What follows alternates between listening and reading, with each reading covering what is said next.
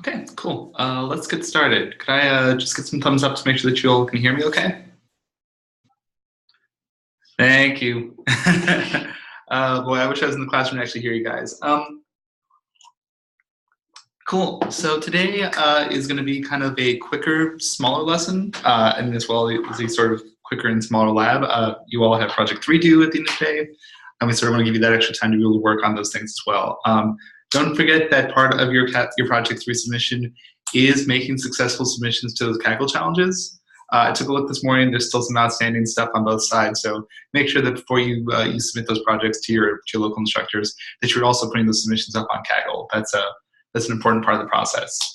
So cool. So today we're going to do kind of two related sort of things. We're going to talk about what hierarchical clustering is. It's a third form of clustering that we're going to be talking about today. So we've done k-means and db-scan, and now we'll talk about hierarchical or agglomerative clustering. That comes along with that is something called a dendrogram. Not dendrogram. I will fix that later. Dendrogram, which is a way to sort of identify how the clustering algorithm is working in that specific case. And then we'll talk about how to fit it and use it within SciPy and scikit-learn. We'll also talk about some other ways to handle doing cluster evaluations across these different things.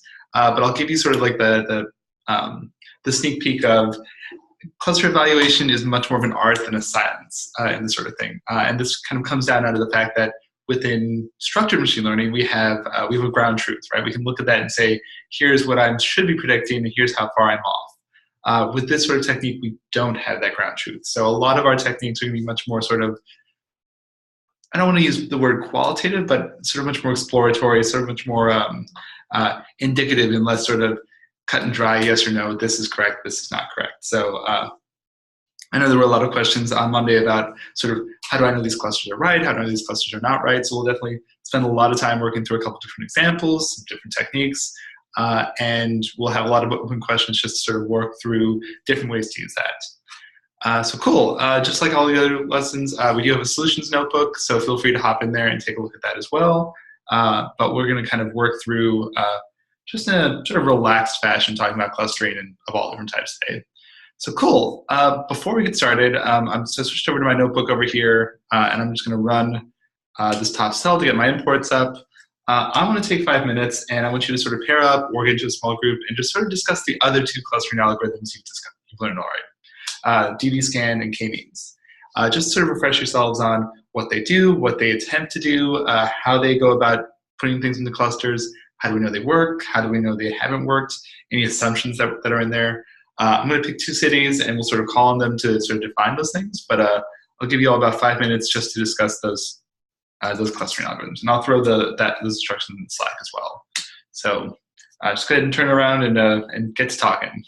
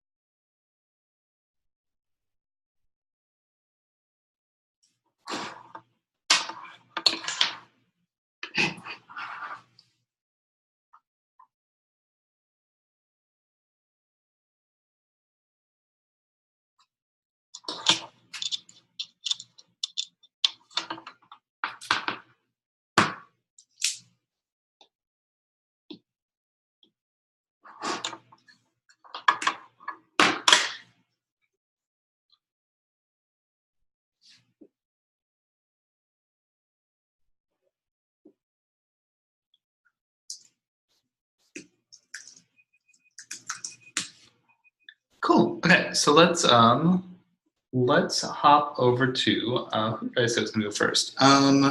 So Austin, can you have him come on mic and just sort of quickly summarize k-means for us, how they work, and what assumptions they make?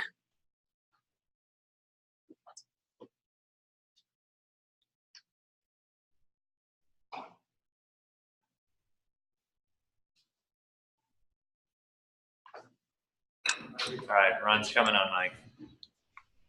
Take it away, Ron. Okay, so K means it's more robust, and the K stands for the number of clusters. That's anything else? It means you can edit It's supervised. Any other attributes? That's all I remember. This K means supervised or unsupervised? unsupervised. It's unsupervised. Unsupervised. Unsupervised. So you don't have a target light. So DB scans. With k-means, you can select or you have to select a number of clusters. Yes. Because that's the K. And it includes all outliers, where DB scan, it will exclude outliers. Beautiful. Cool. Yeah, perfect. Yeah, so it does sound a lot like k-neighbors, where you've got that k in both cases, and k k-neighbors stands for the number of neighbors around a given point. K-means is going to look at like sort of the number of clusters you want to make, and it's going to work by kind of you'll have a bunch of points. You'll sort of randomly assign a centroid in the number of clusters you want, and it'll sort of iteratively move them around until they're as central as they can be to as many distinct points as possible. So that's sort of what k-means is doing, right? It's going to try to find things that are across that distance metric in the center of things for the most mean or average value. And the point about not having not excluding outliers is absolutely perfect, right? That is correct. Cool. And let's have Atlanta hop on and talk about DB scan.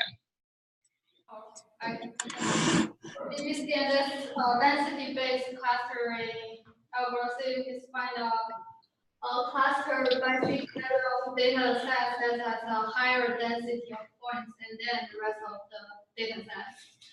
And it has two parameters: minimum points, that's minimum number of points required to form a cluster, and absolute maximum spin distance. And suppose this cluster can be any size or shape. No need to choose number of clusters. Cons is doesn't work with cluster of variant density. Yeah, that sounds pretty much that sounds pretty much right to me. Yeah, so DB scan is essentially going to work by sort of picking points and trying grouping the things that are closest to it together within a couple of certain bounds, right? How many points there can be in a cluster at a minimum, and how far away you can look for the next point to put in there. Of those two, right? And so the goal of all three of these things, k-means, DB scan, and hierarchical clustering, is to put points that are similar to each other together, and to put points that are not similar to each other not together, right? Within some sort of like boundary of what is the right number of clusters, what do we want to say is close together or not close together. Hierarchical clustering does a relatively similar thing. It just goes about it in a third sort of different fashion. One of the really key things with these sort of unstructured machine learning techniques is to think through how is it putting these clusters together, and how might that change based on sort of comparing and contrasting those different techniques. So a k-means sort of algorithm is going to work really well when things are sort of in sort of spherical or circular clusters, right? Where that sort of average distance is being pulled off in one direction or another by outliers. Something like DB scan works out really well if you have points that are, relatively close together, but then further away from other points, right? So you can kind of hop around and say like, okay, here's all the stuff that is very close together in this area. Here's all the stuff that's very close together in this area. Hierarchical clustering does a slightly different thing, which we'll sort of get into now, but kind of really thinking through what those clustering algorithms are doing as they put groups together is important for trying to figure out what's the best one to do. Now, in practice, when you're facing an unstructured machine learning task, you'll really kind of do all of them and just sort of see like what is actually performing better. And how to decide what's performing better is sort of a discussion for later on today. Anyway, that's past this prologue. Let's talk about hierarchical clustering. And so what we want to do with hierarchical clustering is we want to build a hierarchy, right? And this hierarchy is going to be from what's most similar and most easily joined together to what is the most disparate and the most differently joined together. And we usually put them together in this graph called a dendrogram, which will show those links kind of like this. And I'm going to zoom out a little bit so you can kind of see, nope, that's in, that's out, there we go. So what a dendrogram sort of will do, and I've kind of zoomed out so we can kind of see this a little bit better, is we read this from the bottom to the top. And these bottom points down here at the very end of the graph are sort of what our individual points. And our individual points are either far away from each other or close to each other. So what we'll do with hierarchical clustering is, we can do it one of two ways, but the way this graph is best shown is we'll say, okay, whatever 2 points are the most similar to each other, we'll make a tiny cluster out of that. Then we'll find the next 2 most similar points. And we'll sort of work that way, agglomerating or gluing different points together until all of our points have been put into one thing. And then we'll sort of back up and decide, all right, where do we want to stop this process? We'll dive more into that in a second, but this is sort of the overarching plan here, is to say what 2 points are the most similar, then what 2 points are the most similar, then what 2 points are the most similar, and so on and so forth. So how is this different? If you remember, come on, there we go.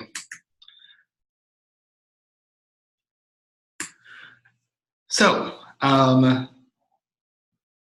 within k-means, right, we're sort of clustering points together based on how far they are away from some point we've determined is the most central. Within a hierarchical clustering, we're building these clusters based on what points are most closest to each other.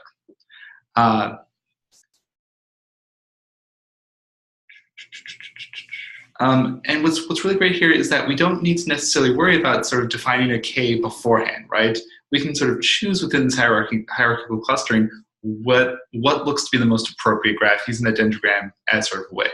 So if you remember from your k-means example on Monday, you might have a case that looks like this, where we're saying here these little black circles with X's in them are going to be kind of these centroids. So we've assigned, through this iterative process decided where that most central point is.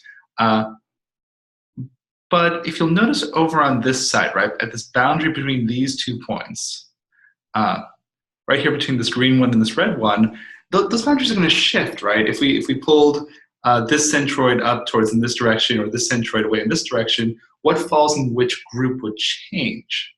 So it's kind of very sensitive to outliers here. Agglomerative clustering is going to kind of say that's not as important as which points are sort of most similar. So we might group points like these over here, which are very close to each other first, and then later on sort of move off to join on these extra points later on down the line. We'll sort of take a look at this in practice in a second. So hierarchical clustering, one of its downsides is that it does sort of work a little bit better on smaller data sets.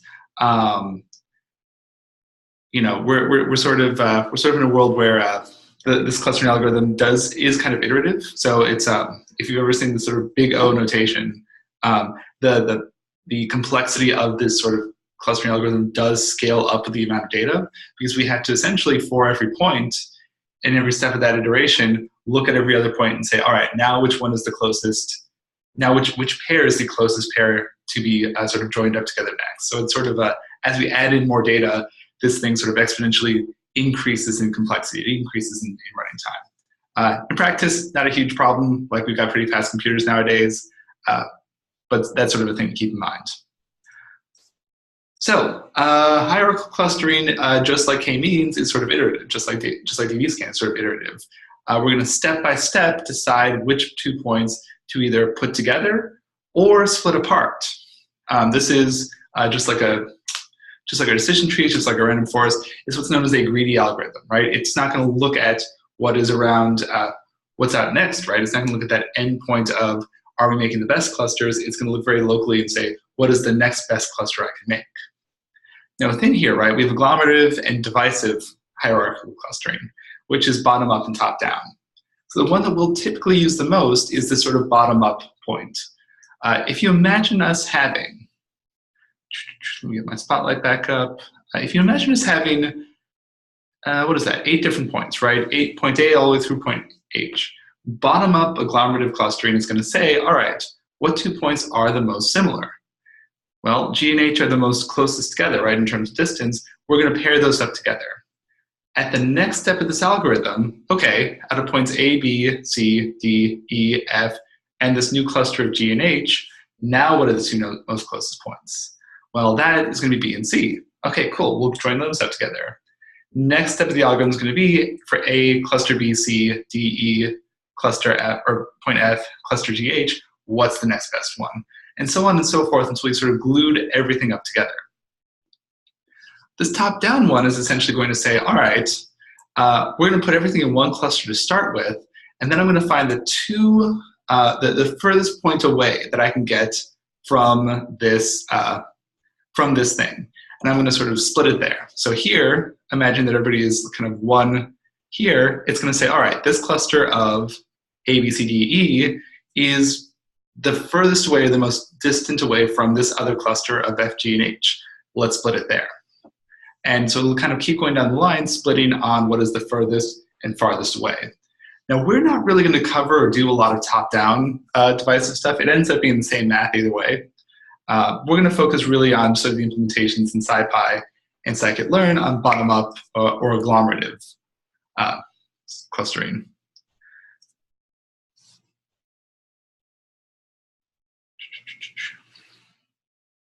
Yep, and yeah, that's kind of the work that we're going to be doing.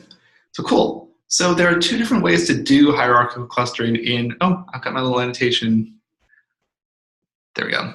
So there's a couple of different ways to do hierarchical clustering in Python, and we're going to talk about 2 of them, right? SciPy is a little less sort of deployable. It's a little more for exploration work or exploratory work, but it does give us a really easy way to build out dendrograms. The SciPy version does the exact same thing. It'll give you the exact same results, but it doesn't give you that dendrogram. So what we'll do is we'll sort of walk through the SciPy version first. It's got some weird esoteric ways to do the coding. We'll sort of show off these dendrograms. We'll figure out where the best place to cut off that graph is. So if I, for example, cut off right here on this sort of dashed line, I'd have a cluster of point A, a cluster of everything in B, C, D, and E, and a cluster of F, G, and H. And I can move that cutoff up and down based on what I think is the right number of clusters to make. Best way to figure out where to make that cutoff is with the dendrogram. SciPy gives us that. Scikit-learn gives us all those extra benefits of being able to put it into a pipeline, be able to use it for deployment, better speed, faster fun. So I tend to end up using both. So cool. So let's talk about this SciPy version. What we'll do is we'll sort of bring in this linkage library from SciPy's cluster module, and we'll just sort of take a matrix of x's. That's going to be sort of all of our points that we are trying to cluster together, and we'll feed into it Ward distance measure. This is going to use Ward's method to sort of figure out how far or how close different clusters are doing, and it's going to seek to sort of minimize the variance of what that looks like. In our next check for understanding, I'll shoot out a link to like what the actual like derivation of Wards looks like. It's not really super important to cover at this point. One thing we can do is that we'll do two sort of things after that point. We'll use a dendrogram, using this dendrogram function in SciPy to sort of visually look at what this looks like. And then we'll also use this thing called the cophonetic correlation coefficient. And what this is going to do, and I can also send out a couple of points here if you want the actual equation, but what this is doing is it's comparing how well does just the normalized distance of all these points compare to the dendrogrammatic difference, right? How far away these points are using this dendrogram. And if those 2 things link up really well, that's saying that overall, the points that are close together are also close together on the dendrogram. The points that are far away from each other are far away from each other in the dendrogram. If that cophonetic correlation coefficient is pretty low, then that means that our dendrogram's doing weird things that don't line up with the way that it looks like in the real world. So Frank in Atlanta is asking, can these clusters be weighted to determine a greater likelihood of a data point belonging to one cluster or another? not out of the box. I'm sure you could code up a solution that would do that. I think it'd be worth kind of considering why we would want to do that. Ideally, right, we don't want to sort of put too much of our sort of influence as the modeler into this sort of unstructured machine learning technique, right? We want to really let the inherent or sort of underlying patterns of the data pull them together into those clusters naturally. Now, I think doing work afterwards and taking a long look and saying like, well, I really think point A belongs in cluster 2, 3, or 4, but it's in cluster 6. What's going on there? That's worth looking into. But I think we want to do that sort of after we've let the algorithm do its work. So in short, nothing out of the box. You could do it if you wanted to, but I challenge you to sort of think through why that would be a good choice to make. So okay, so cool. Cophonetic correlation coefficients, scale is 0 to 1. 1 means better correlation, 0 means worse correlation. So cool, let's actually work through an example. What I'm gonna do is I'm gonna import the iris data set. I'm gonna load it up through this sklearn datasets module. If you haven't seen it yet, it just sort of gives you a sort of way to get data into Python without having to go and grab the CSV first. So I'm just gonna go ahead and grab iris. We've sort of seen this data set before. It is about beautiful flowers that are very similar to each other. And we'll sort of do a couple of plots here seaborne just to see how these clusters might naturally fall.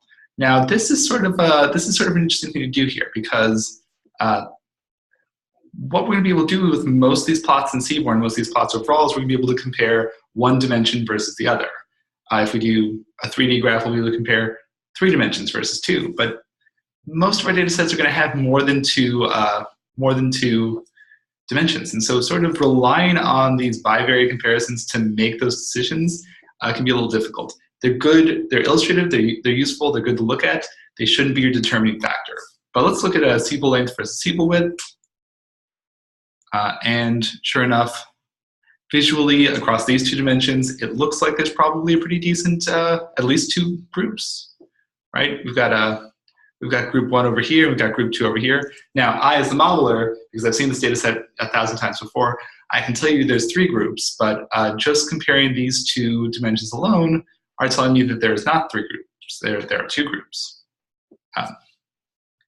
And we can look at petal length versus petal width as well, and see more or less the same sort of thing. Actually, this even more strongly would suggest to me, if I had never seen this data set before, that there are just 2 groups. There's this group and this group over here. One with very, very small petals, one with very, very big petals. In reality, we know that's not the case, but sort of these bivariate comparisons can be a little misleading. And we might want to do, so yeah, let me check this thread real quick so I can tell if there are things being said. All right, awesome, cool. So our next step, just like our other clustering algorithms, is to standardize the data that goes into there. I'm going to go ahead and ask this in Slack, so I'm going to sort of do this.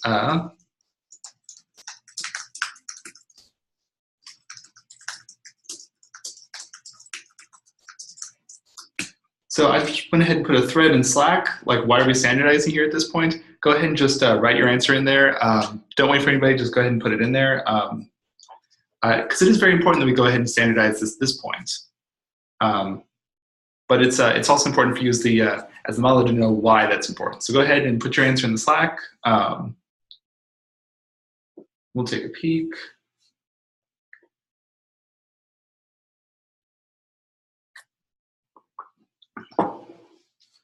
This was also a secret chance for me to stop talking and drink coffee, so thank y'all for that. Yep, so I'm seeing a few different answers. They're mostly pretty much in line with what I'm thinking, right? If we're ever comparing how far or how close points are together, we want to standardize those scales first. We want to do this because essentially different features might be in different scales, and we don't want to let the bigness or the smallness of that scale affect how far or how close we think those points are together. By standardizing them and putting them all on the same scale, then points that really are far away from each other will actually show up as far away from each other. And the way that I sort of always think about this is, if I'm doing stuff in dollars and then I have a different thing that's in cents, those cents are naturally going to be bigger, even though there's no actual real difference between the two. That's how I usually kind of mentally keep track of that. So if you're ever saying like how far away points are, how close are these things, just your mind should be screaming at yourself, oh, I need to standardize. This is a good chance to standardize. So we'll go through lines 1 and 2. I will zoom in a second. Lines 1 and 2, I'll just kind of go through here, standardize that data frame, and set it into X. And we'll do that linkage library from scikit-learn, or from SciPy, passing in X, and then ward as a string, which is going to tell it to use that ward distance measure. And that's going to save it in something called Z. And Z is going to kind of Z is a not useful object for us to look at directly. It basically is SciPy's way of holding on to like all the distances across those points. And we kind of come through here and take a peek at, we use the cofinet function out of scikit-learn, or out of SciPy, sorry, which will give it that Z and then sort of how far away or how close each of the points are in X. And that'll tell us that cophonetic correlation coefficient, which is pretty high, it's near 1.0. That's telling us that the pairwise distance across points without clustering is very, very close to the sort of distance that the points have within that dendrogram as well. So that means that it's good. That means that it's our dendrogram is sort of accurately portraying the relationships that data has. So now we'll plot the dendrogram, right? And this is the sort of thing where, honestly, it's sort of boilerplate code. You should feel free just to copy it and use it, like moving forward. It's a function out of SciPy called dendrogram. We feed it in the thing that came out of our linkage function. But just like a matplotlib graph, we can kind of give it a title, an X label, a Y label. This will sort of graph for us what those relationships look like. So I'll run this cell. It'll take a second because I am recording and live streaming and I don't have a lot of processing power. And here's what it is. And so we'll start all the way down here on the bottom. And what we'll do, I'll kind of blow this up for a second, is if you notice, it's kind of really hard to read, but each of these points down here is the index number of a row. So down here is 0.0, over here is 0.119, it looks like, 0.15 over here on the side. You'll probably be able to read that easier on your machine as well. And what's happening is that as we sort of move up this graph, this is telling us the distance at which those 2 points were joined. So stuff that's here very close to 0 are so close together that they're almost immediately joined. Stuff that is very, very far up here at the top, that distance across either those clusters or those points is much, much further. So here we are up here at this point.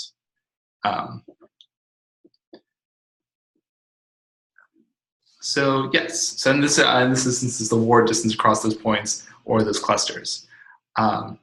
What we'll do at some point is we'll figure out at which distance we should sort of cut this off. So if I cut it off above 25, I'm going to have 2 clusters, right? Everything that falls into anything below here, anything that falls into anything below here.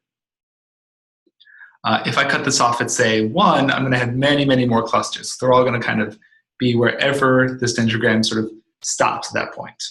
And our job as modelers is to sort of look at this and figure out what's a good distance to pick. Andrew out of Austin is asking, what do the colors represent? It's SciPy's basically best guess as to like really distinct clusters. I don't know how they decide what's distinct and what's not, but that's kind of been my interpretation. So the green over here is pretty distinct from this red over here. It may be wherever they make the first 2 or 3 splits as well. I've never actually quite investigated that, but yeah. But that's kind of my my thought on it. If you do find more information on it, go ahead and share it. I'd love to figure out more. If I pick a distance of around 10 or somewhere between like 8 and 13, I'll have 3 clusters, which because I've seen this data set before, know is probably the right place to pick that.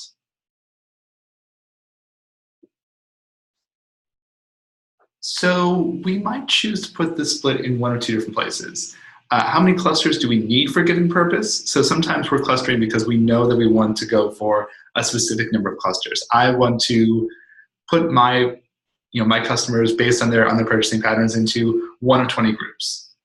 That's a business decision as much as it's a modeling decision, and we can just kind of say where is the line that gives us 20 groups. This would be the same sort of idea of saying, all right, I'm going to make 20 for the number of clusters in my k-means algorithm.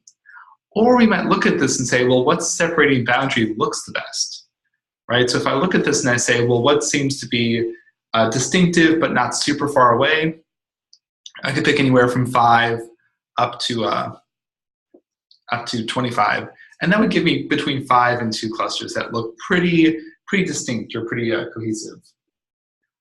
So Josh is asking, how do you measure the distance between a point and a cluster? That's through word linkage. When we get to our next check for understanding, I'm going to throw something out into the Slack so you can take a peek at that. Mark in Chicago is asking, do the number of closest points for a cluster ever change? 3 closest points, 4 closest points. I've never heard of that. It's possible that you could sort of pick glue 3 different points or 4 different points together. Typically, in my experience, it's always been what's the next closest point. So just 2 points. Again, if that's the thing that you're interested in doing, I believe you could. I just have never actually done that myself. All right. So last bit that we'll do is sort of like create this clustering. So if we kind of walk back through our code, right, we've done a few different things. We've said, okay, use this linkage function out of scikit-learn to create those distances. Use cofinet to go and tell us how far away that those points are, that cofinated correlation distance. Use dendrogram out of scikit-learn or scipy to give us that plot. Now we're actually going to make that cutoff, and this is going to be the function that actually gives us those cluster labels, those things that actually split them into those clusters. And for what we'll do here is we'll pick a distance that we want to do. So we'll look at that dendrogram and say, yeah, 10 looks about right.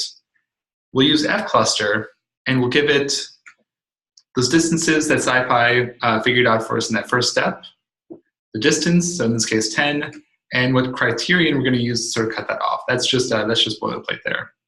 And if we run this, it's going to tell us in order of the rows that we've given it which cluster it's been assigned to. So most of these points up here at the front have been assigned to cluster 1. Then most have been assigned to cluster 3. Then some clusters 2s and 3s at the bottom.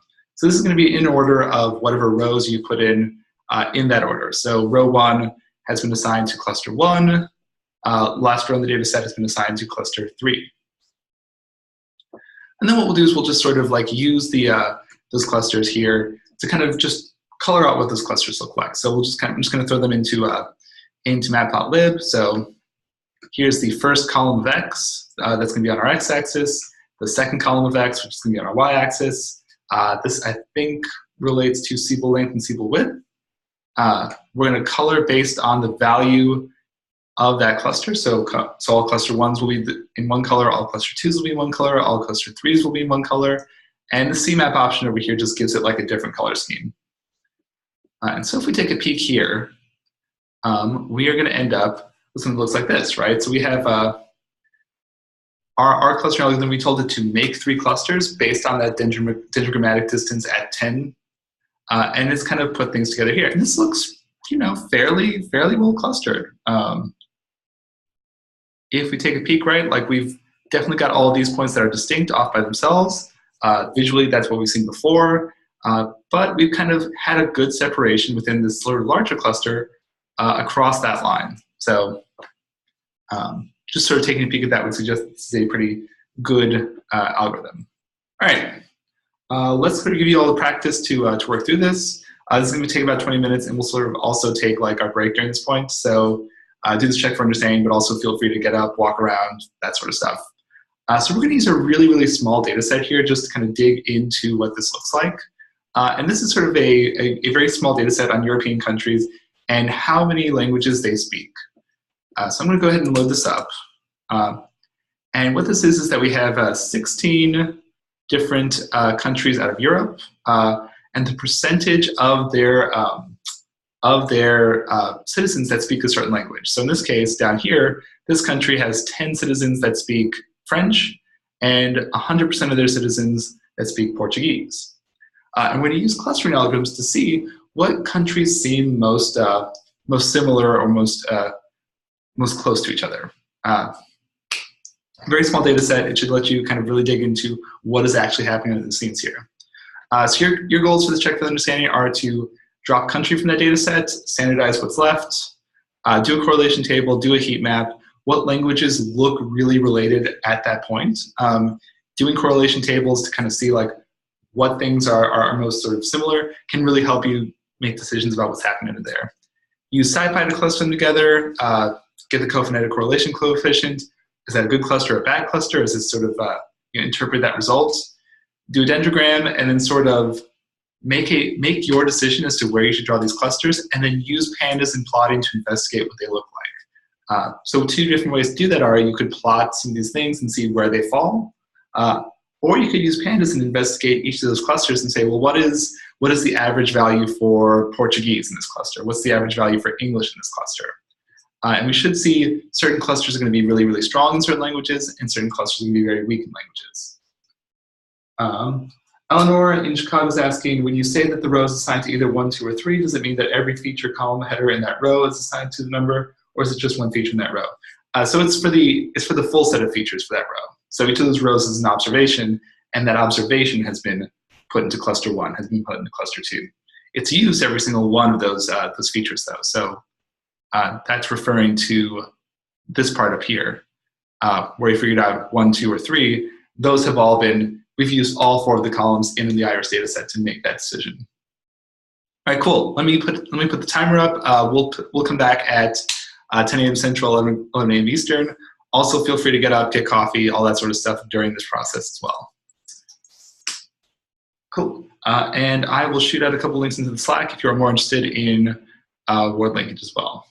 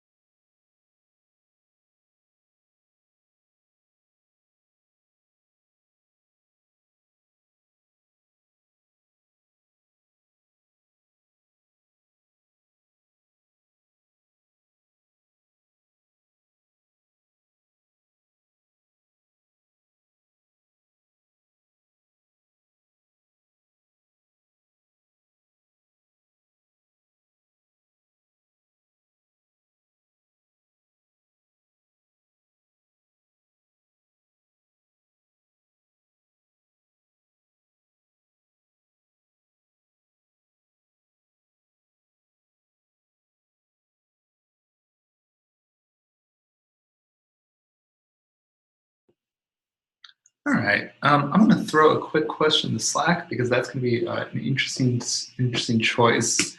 So I would love for you all just to, in the Slack, there's a thread for how many clusters did you ultimately choose. Just go ahead and put in how many clusters you picked for this data set, and sort of if you have a justification or a reason why you picked that many, go ahead and put that in there as well.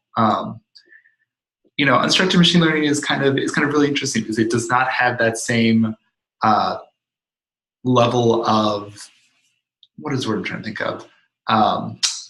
The ability to optimize that the structured machine learning has, right? We can calculate to a very accurate degree how far off our predictions are if we have that ground truth, if we have structured machine learning. Here we can't, right? And so our decisions as modelers are going to be a little bit more important, right? We're going to be much more like cautious and much more exploratory about the results that our algorithms have found to sort of make those decisions as to how many clusters are the right number of clusters. Hallie asked a really great question in Slack about what's the best practice for sort of splitting that dendrogram off, and I kind of threw some thoughts in there. But just to repeat them sort of out loud, essentially my thoughts have been a couple of different things.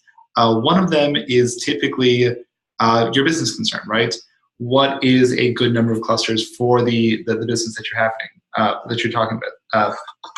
One really good example of this is that so I used to work for a large credit card processing company, and we went to cluster our clients, right? People who had contracted with us to process their payments, and we had a few really big fish and a lot of small fish, and it was sort of a 6-month perennial like stab at it again. Let's try to cluster these customers and get some insight into what that looks like. And well, it turned out that the big fish always took up the first 5 or 6 or 10 clusters because they were so distinct and so unique from everybody else that they were not worth grouping together. So our kind of takeaway from that was most of our customers were very, very similar.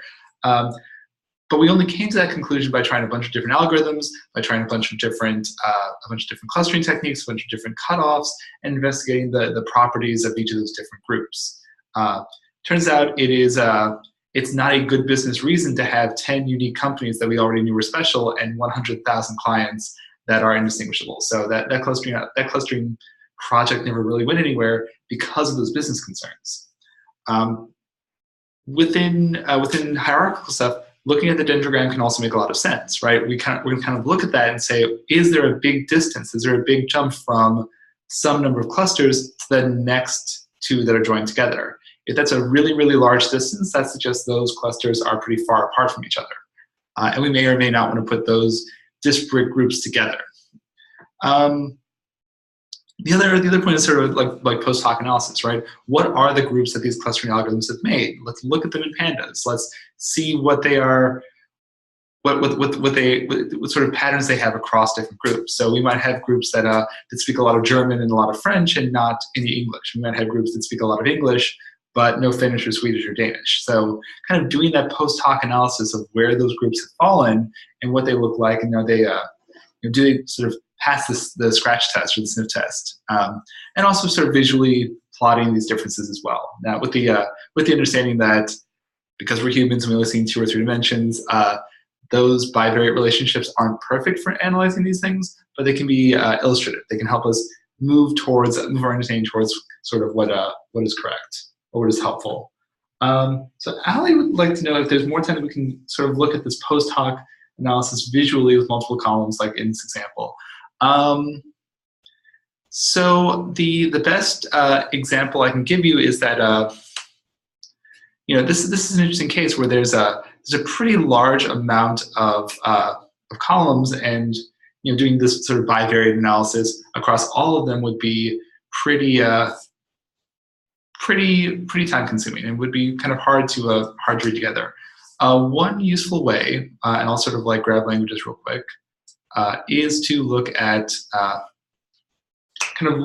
how these columns compare to each other, and then sort of move from there to say, like, these look like good targets to sort of look at visually. So one way to think about that, and I'll throw all this code up in the Slack after I've done it, is to sort of look at this sort of heat map of correlations, right? And we can kind of ignore this country column. I haven't taken it out yet, But what this would tell us, right, is that Swedish, Danish, and Norwegian are all kind of very similar, right? If your country speaks a lot of these languages, they speak some of those other ones much more likely. Dutch and Flemish, for like some pretty realistic reasons, are pretty highly spoken together, as are English and German along with those languages. So this might sort of tell us, you know, some interesting stuff. French and German co-occur a lot together. English and Italian and Spanish don't. So these would kind of give us some places where we might want to say, well, you know, maybe German and French, or maybe maybe English and German might be good cases to look at. There's obviously some sort of interesting non-zero relationship happening there. Can we see some sort of plotting across that?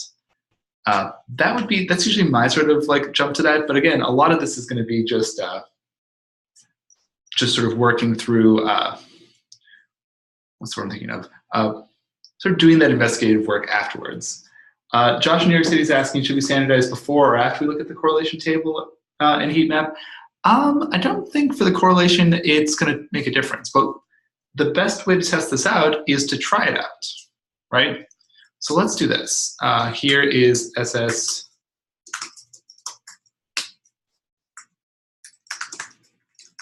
languages. Let me go ahead and just drop languages real quick. Languages.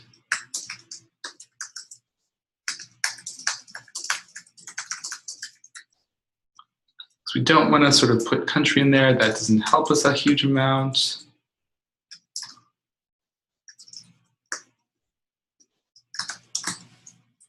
No, quiet typing just makes the best sort of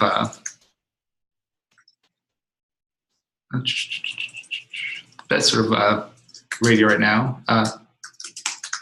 Okay, so here what I've done is I've gone ahead and standardized that. So let's take a look at the standardized languages versus the non-standardized languages. That would do it, because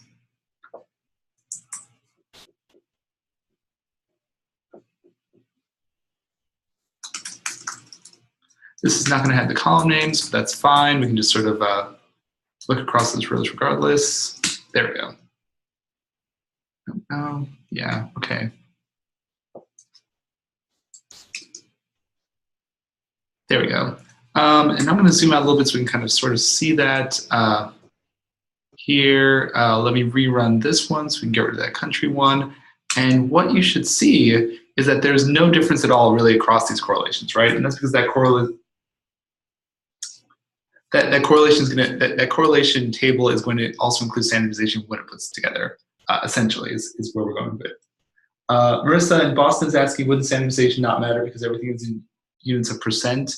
More or less, yes.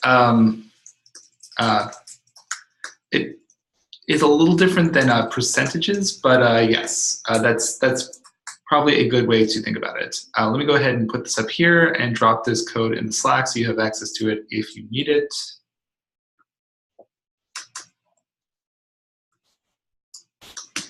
All right, there we go. Cool. But yeah, so this sort of thing will, you can do it before standardization, you can do it after standardization, but I'll help use this to sort of pick out good bivariate comparisons to make. Looking at the difference between, say, German and Danish, probably sort of plotting languages that speak at German and speak Danish, that's probably not going to be very helpful because it doesn't look like there's any sort of relationship there. Whereas picking a language like comparing French versus German would sort of tell us something. So Hallie is asking about a bit of code on the solutions code, which is languages.loc. Well, you can all check it out in Slack, but essentially it's saying, hey, do a dot describe on all the places where the cluster is 1, right? So let's look at the summary statistics for each of these things, where that cluster is 1, where that cluster is 2, where that cluster is 3. That's sort of a pandas-based way to look at what those clusters are doing. And what you might want to do at that point is sort of compare, well, what is the average English proficiency for cluster 1? What is the average English proficiency for cluster 2? And so on and so forth. And what you should see is that certain clusters are going to have really high proficiency in some languages and really low proficiency in other languages compared to other clusters. And that can be a good way to sort of say, like, well, who is in this cluster? Why is this one distinct from that one? That's sort of where that line of code is moving towards. Okay. So Ali in New York has a really great graph. So with such a small data set, the comparison will be as small as a few points in a cluster like this. So yeah, so that could be a couple different things, right? It is a small data set, so we are going to kind of see like not a lot of variance across most things overall.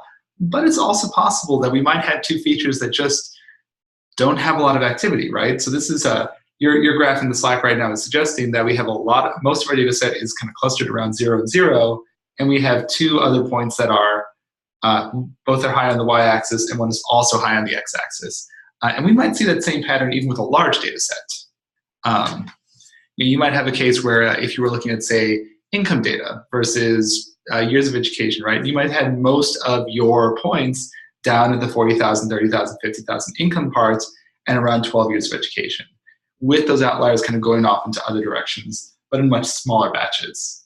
So I don't want to say, I mean, in this sort of case, for Flemish and Dutch. So that makes a lot of sense, right? If you're going to graph Flemish and Dutch, let's take a look at this.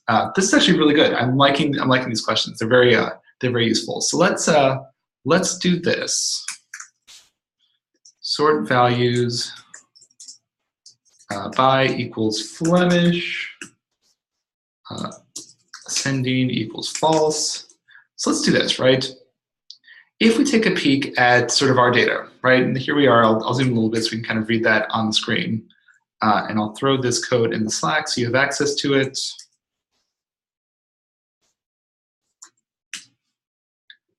So take a look at what Flemish is doing over here, right? We have one country over here that 100% of the population speaks Flemish. Country 2, 59% speaks Flemish, and the rest don't speak it whatsoever. With Dutch, one country speaks 100% Dutch, and the rest of the countries don't. If you imagine taking this data set out and extending that to all 230 countries or 250 countries, whatever, depending on your recognition of statehood, if you extended it out to that, chances are you would see this same relationship just magnified, right? One or two countries speaking Dutch or Flemish, and the rest of them speaking none of it at all. So even if we had more values, we would still probably see this same relationship, right? And all this says is these features are maybe not super informative, right? They're informative for one or 2 points and utterly uninformative for the rest of the data set. So these could be, you could call these outliers, you could call these like specific unique points. The point is for most of the points, it's not informative, right? And that's why I'm just gonna go ahead and let me grab this real quick so we can kind of put this on the screen. I'll just move this over here. There we go. Okay. Can I zoom in? So yeah, so this sort of pattern, right? There we go. Yeah, zoom in. So that's what this graph is illustrating, right? So you've got Flemish versus Dutch, x-axis and y-axis. If we just had all of the countries and not 16 European ones, we'd still see the majority of them right down here in this lower left quadrant, suggesting that this probably isn't a useful feature to create a lot of clusters off of, right? It would put all these clusters, if we use just these two columns, it'd put most countries over here and 1 and 2 countries elsewhere. Luckily, during these clustering algorithms, we're not using just that. We're using a lot of other cases as well. All right, let me put that back into place and zoom out. Nope, I did not want to click on that. That's helpful. Okay, cool. Just had to reset that. Yeah, so Ali points out that if you compare English versus German, it's sort of a much more useful or intuitive graph. And so let's take a peek at that, right? This is sort of where good data analysis, good data exploration first or even after can really help you decide the choices you want to make. So look at English versus German, right? We have 2 columns that have a pretty wide range of values here. That suggests that there's probably a lot of useful information to compare these countries across. And if you take a look at Ali's graph in the Slack, it is a much better sort of graph. It kind of tells us a little bit more. A lot of this clustering stuff is going to be very iterative. It's going to be very exploratory in this sense. So don't be afraid to, there's not going to be a hard and fast rule to say this is the right number of clusters. You've done this right. You've done this wrong. It's your decision. As the modeler, you get to decide. I've investigated this data a lot. I've tried a bunch of methods. I've looked at it visually. I've looked at it descriptively.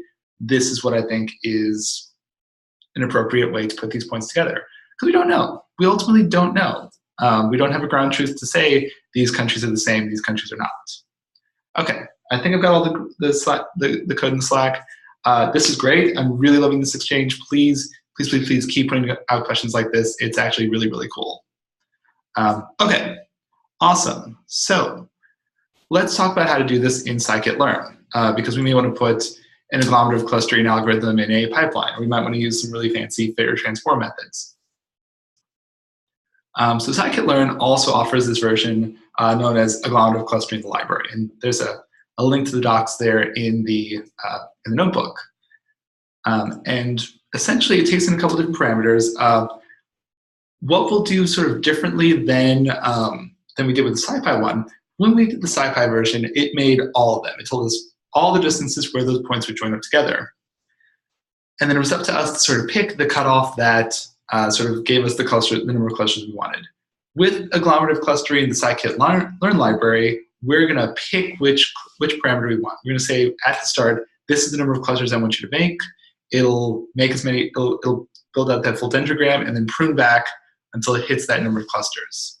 It defaults to using Ward, just like we've been using before. Again, if you want some more information about Ward, it's over in the Slack. There's a few different resources.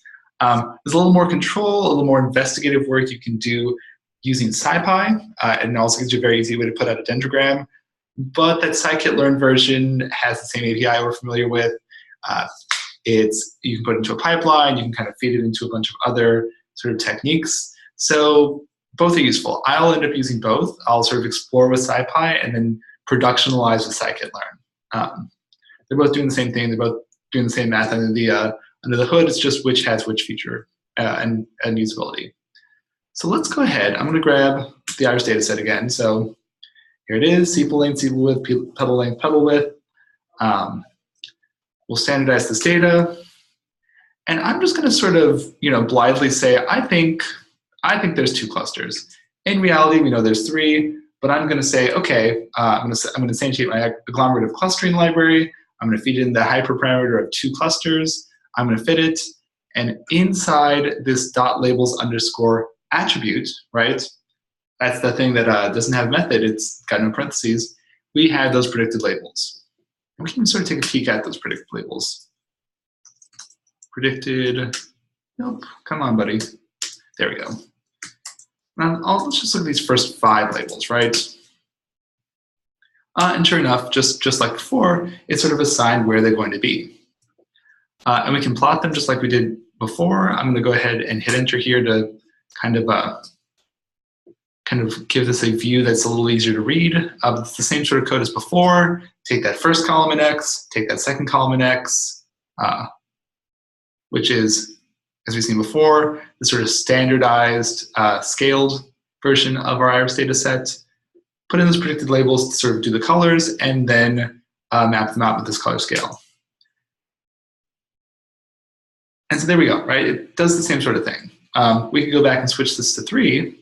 And I encourage you to kind of as we sort of see this sort of code that's been written down before, go in and change some of the hyperparameters. Change it to 3, change it to 5, see what different stuff happens. Now, the one thing that sort of Matplotlib is not great at is that it's difficult for us to plot this and then say okay, now which color corresponds to which label? It does not do that as well as other cases might. There's a workaround, but yeah, just a heads up that's a little bit more difficult if you want a label that tells you which color is which. So sklearn's form of agglomerative clustering doesn't give us a lot of opportunity to figure out if 2 clusters is better than 3 clusters or 4 clusters is better than 8 clusters. That's where SciPy sort of dendrogram kind of comes in the way. And I'll typically do both of these things and sort of figure out what one looks like better than the other. let's do this. Before we jump into this check for understanding, it's a little bit of live coding, but I think it's going to be kind of helpful. I'm going to write up a little bit of code real quick that'll just plot out how you get that label as well. To say like, this bronze color is group 2, this black color is group 3. Because that can be kind of helpful. I'll do that, I'll throw it in the Slack. I'll make sure this kind of gets updated later. You can kind of see what that looks like. And so what we'll kind of do for this is I'm going to go ahead.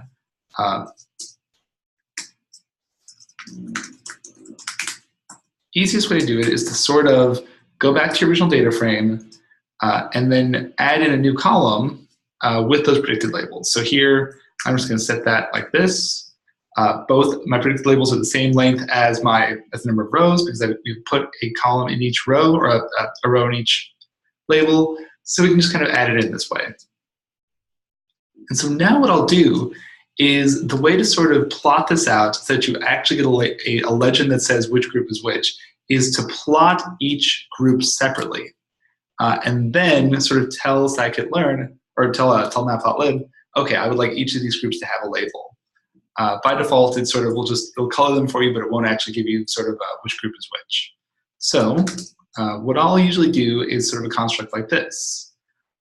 For group color, and we have, so I'll kind of check to see how many groups we have. I know I've got 3 in here. I'll use the zip construct to kind of just glue points together, 2 and 3, and then colors of red, green, and blue. And all we're doing is we're basically kind of putting this together to say, hey, scikit-learn, I would like you to, when you get cluster 1, associated with color red. When you get cluster 2, associated with color green, and so on and so forth. And I've kind of just put a line break here so it's easier to read. So before we kind of move any further, let's just print out what this is going to give us. So all it's doing is kind of saying like, okay, for the first iteration of this loop, group will be 1, color will be 2. For the second group of this, it'll be 2, and so on and so forth. Let's double check to make sure that our predicted labels are what we think they are. So here I'm going to use the set command just to give me the unique values across these. See, I made a mistake. It's 0, 1, and 2, not 1, 2, and 3. So we'll just go through and change this. Okay, so now what we'll do is for each group of points, we'll plot them, and then we'll sort of color them that way. So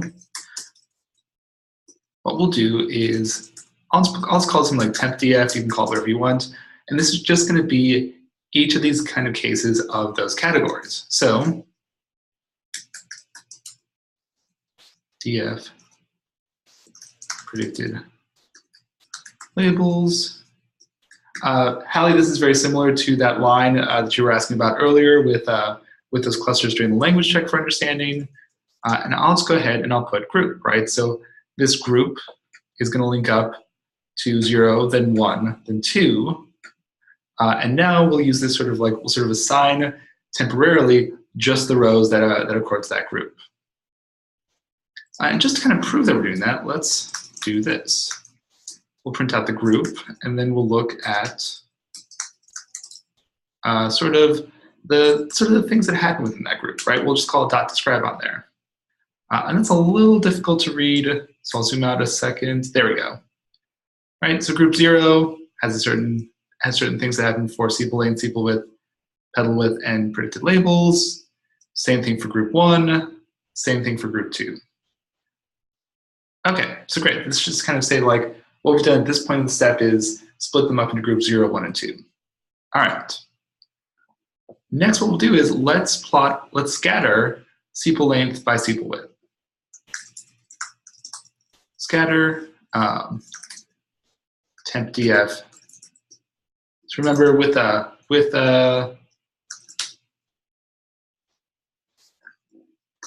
we're, oh, there we go. That's why that's not working. There we go. Remember with matplotlib, x-axis points are coming in first, y-axis points are coming in second. So we'll plot out sepal length versus sepal width.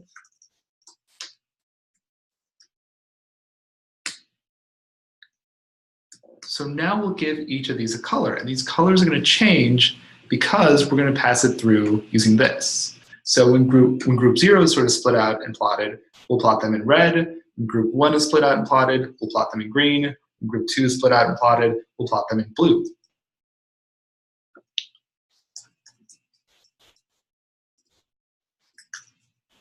And the other thing we can do here is we can sort of set up a label for this. What this label is going to do is it's going to internally tell matplotlib, if I display this and there's a legend, what should I call this part of the plot? Within matplotlib, we're sort of plotting points on top of points on top of points. So here what I'll do is I'll go and I'll use that .format method on the string to pass in that group name as well. So if I run this, now we get green, blue, and red. But we're still not seeing that nice little point that says like, which are these things? So at the very end of it, we'll sort of do the rest of the stuff we need to do for our plots, which is things like give it a title, data set, sepal length, v sepal width, and a x label, sepal length, centimeters, a y label, sepal width in centimeters, and last we'll do is we'll just call legend. This is not Bruce Springsteen, this isn't like your musical legend, this is just legend. And this is going to go ahead and plot it, and at the end it's going to go ahead and put a little box here that says like what color is which point. That can be a pretty useful thing to know. And so we'll run that, and sure enough, there it is, right? And now we have this sort of data set that is, this is a pretty decent plot, right? We know which group accords to which color. We know what data set it is. We know which columns are being compared to each other. You could pass this off to somebody who has never seen this data set before and say, hey, I've done this clustering algorithm. It's only 2 columns, but I'm kind of seeing these 3 distinct groups. It's a good little bit of coding. I'm going to try, as we sort of keep moving forward, to just spend a few minutes live coding some graphs, because that's kind of a really useful bit of work to have. But let me go ahead and throw this in the Slack. So you've got access to that in perpetuity. And all this is really done right. It's just we've just said like, group by group, I want you to plot these points. I want you to color them a certain way, and I want to give them a specific title. So the label for the first pass of this plotting is going to be group and then the group. The values that go in there are going to be whatever groups are in that row. We can kind of just go through and balance these out with the different lengths and widths and whatnot if we wanted to as well. Okay, diversion over. Let's do a little check for understanding, make sure that we're able to plot and use scikit-learn's version of agglomerative clustering as well as SciPy's version. So what we're going to do for this check for understanding is we're going to use a data set that comes from the University of California, Irvine on weekly prices on the Dow Jones. And this is a bunch of different observations of stocks over a bunch of different weeks. So these are, if I remember correctly, the Dow Jones has a bunch of different stocks that are in there, and it's sort of an index that tracks the performance of each of those stocks. So big companies like Coca-Cola, Exxon, DuPont, JP Morgan Chase, Walt Disney, that's a pretty big one. And there's a bunch of different features that happen in here. What's the price of the stock when the market opens? What's the price when it closes? How high did it get during that week? How low did it get during that week? How did it change across time? And we can kind of look at what this looks like. And so, here's Q1, which stock it is, which date, prices, and that sort of stuff. And so this is going to be an example of sort of giving you some extra chances to do data cleaning and data exploration as well as this clustering. So what data cleaning do you have to do to get this ready for clustering? Make those changes, standardize what's there, use SciPy first, and answer the following questions, which are, how good is the cophonetic correlation coefficient? What does that tell you about it? Plot a dendrogram. What does that look like to be a good number of clusters? We know there's a lot of stocks. We know there's, I think, 30.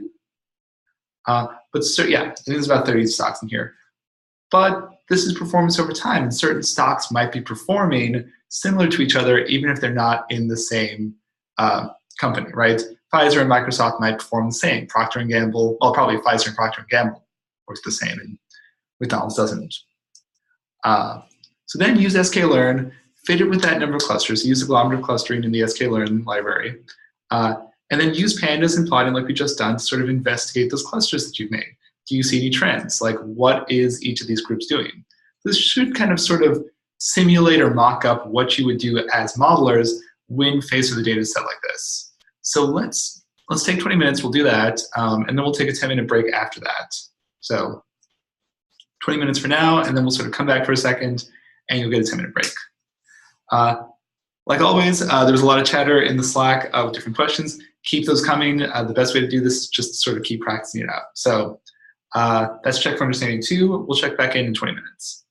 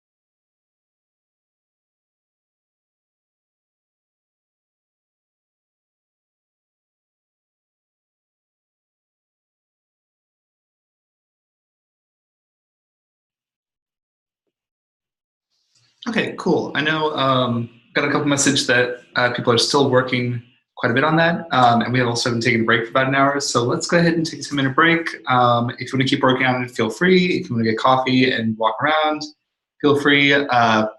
We'll sort of kind of pick back up with how we evaluate clusters and some techniques for that at the start of the hour. So 11 a.m. Central, 12 p.m. Eastern.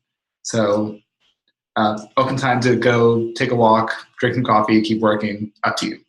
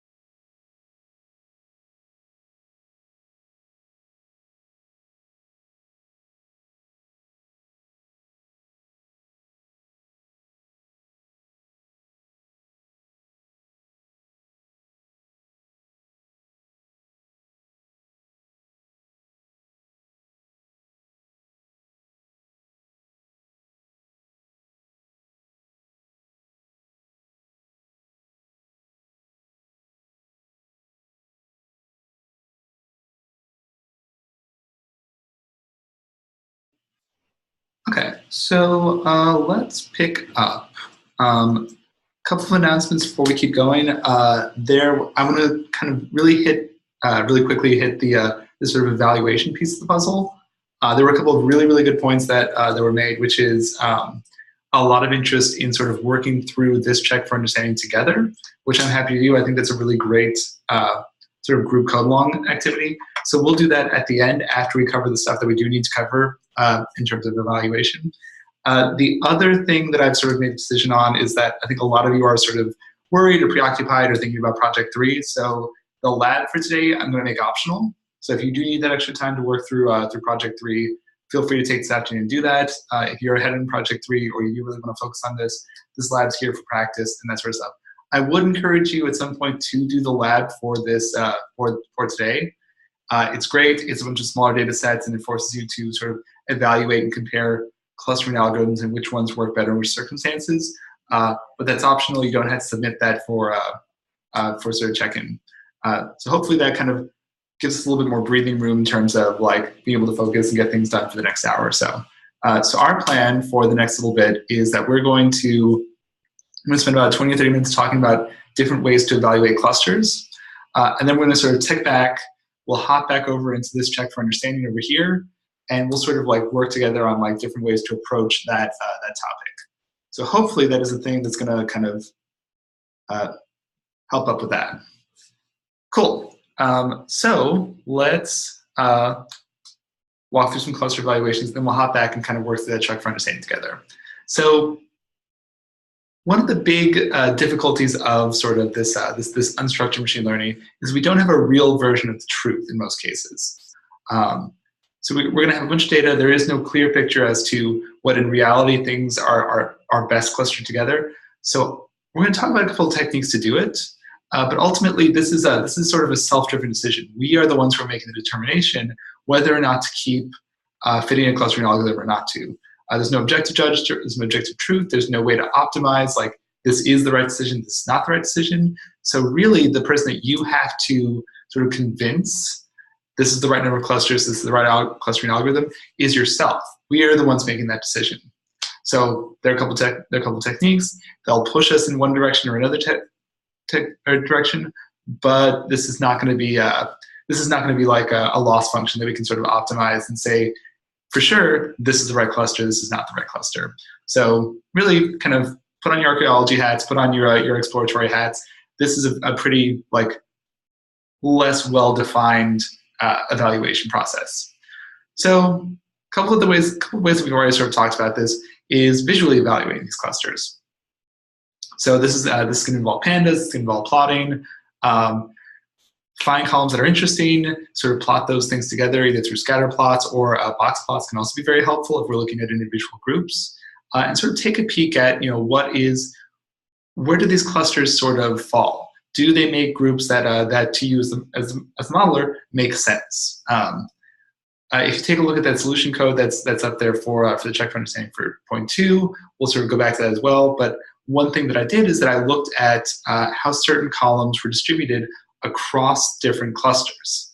So with volume, for example, right? If we go back up to this example, some clusters are going to have a very low average volume. Volume is like the number of trades that happen. Some of them are going to have very high volume. And so thinking through what that is, right? Thinking through like, well, how do different features get distributed across different places can be a really helpful sort of technique to say, do these clusters in a reasonable, from a modeling perspective, from a real life perspective, from a work perspective, do they make sense? Are they useful? One of the other ways to sort of talk about evaluating clusters that the sort of ground truth is this idea of the silhouette score. And the silhouette score sort of evaluates how well your models do based on this idea of cohesion and separation. In other words, we want our clusters to be tightly cohesive. We want them to kind of all look the same. We want those clusters to be different from other clusters. So cohesion sort of measures how well a cluster is sort of clustered together. And we take a distance metrics for each of those clusters. We sort of sum up how far away or how close each point is to the centroid of that cluster, to a set of that cluster.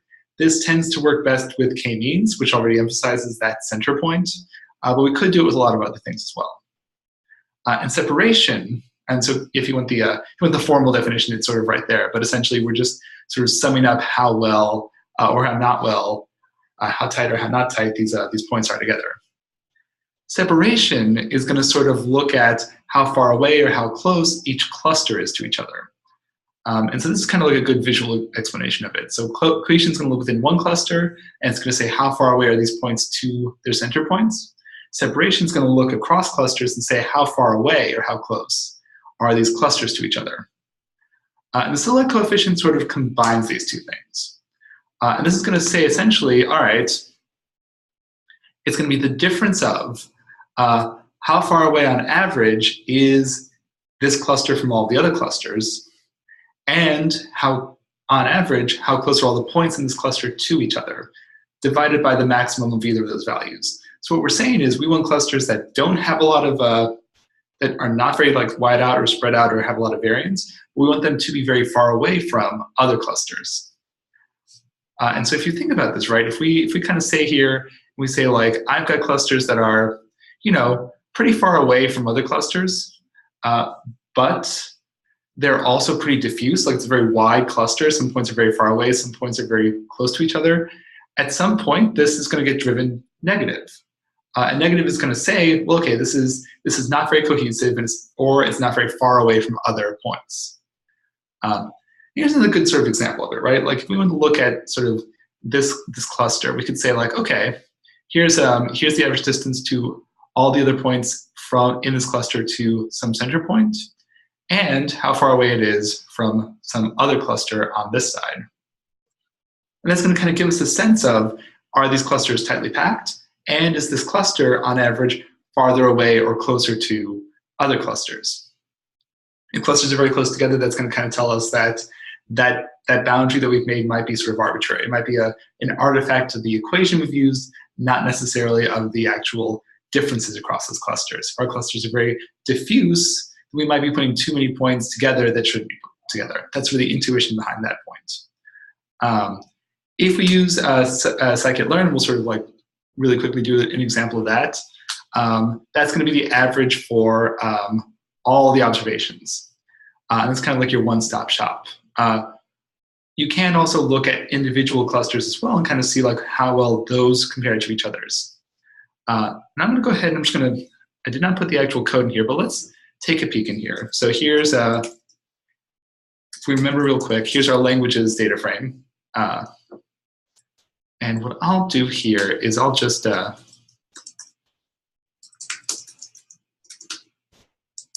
I'll go ahead and just kind of make a cluster, a k-means cluster real quick of say n clusters of 4. We'll fit that, we'll standardize languages real quick. Oop, that went too far. There we go. sslang, if you remember, is our original sort of standardized version of that languages. So let's go k-means fit. We'll put in sslang. And then what we'll do is we'll store those labels off in their own part. So k-means.predict sslang. And I will go ahead and make sure that this gets copied and put into the main Slack so you have access to this code as well. Now what we'll do is we'll go ahead and we'll import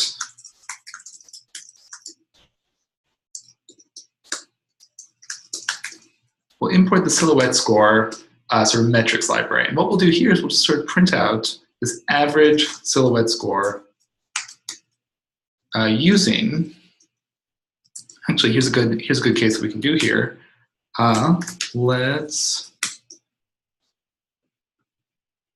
So we're going to want to put in our original data frame, that x, and then also the labels that we've sort of decided on. And that'll kind of give us, we can also choose the metric that we'd like to use, but we're going to kind of pick with just Euclidean distance for right now. So let's go ahead, we'll pop this back up here.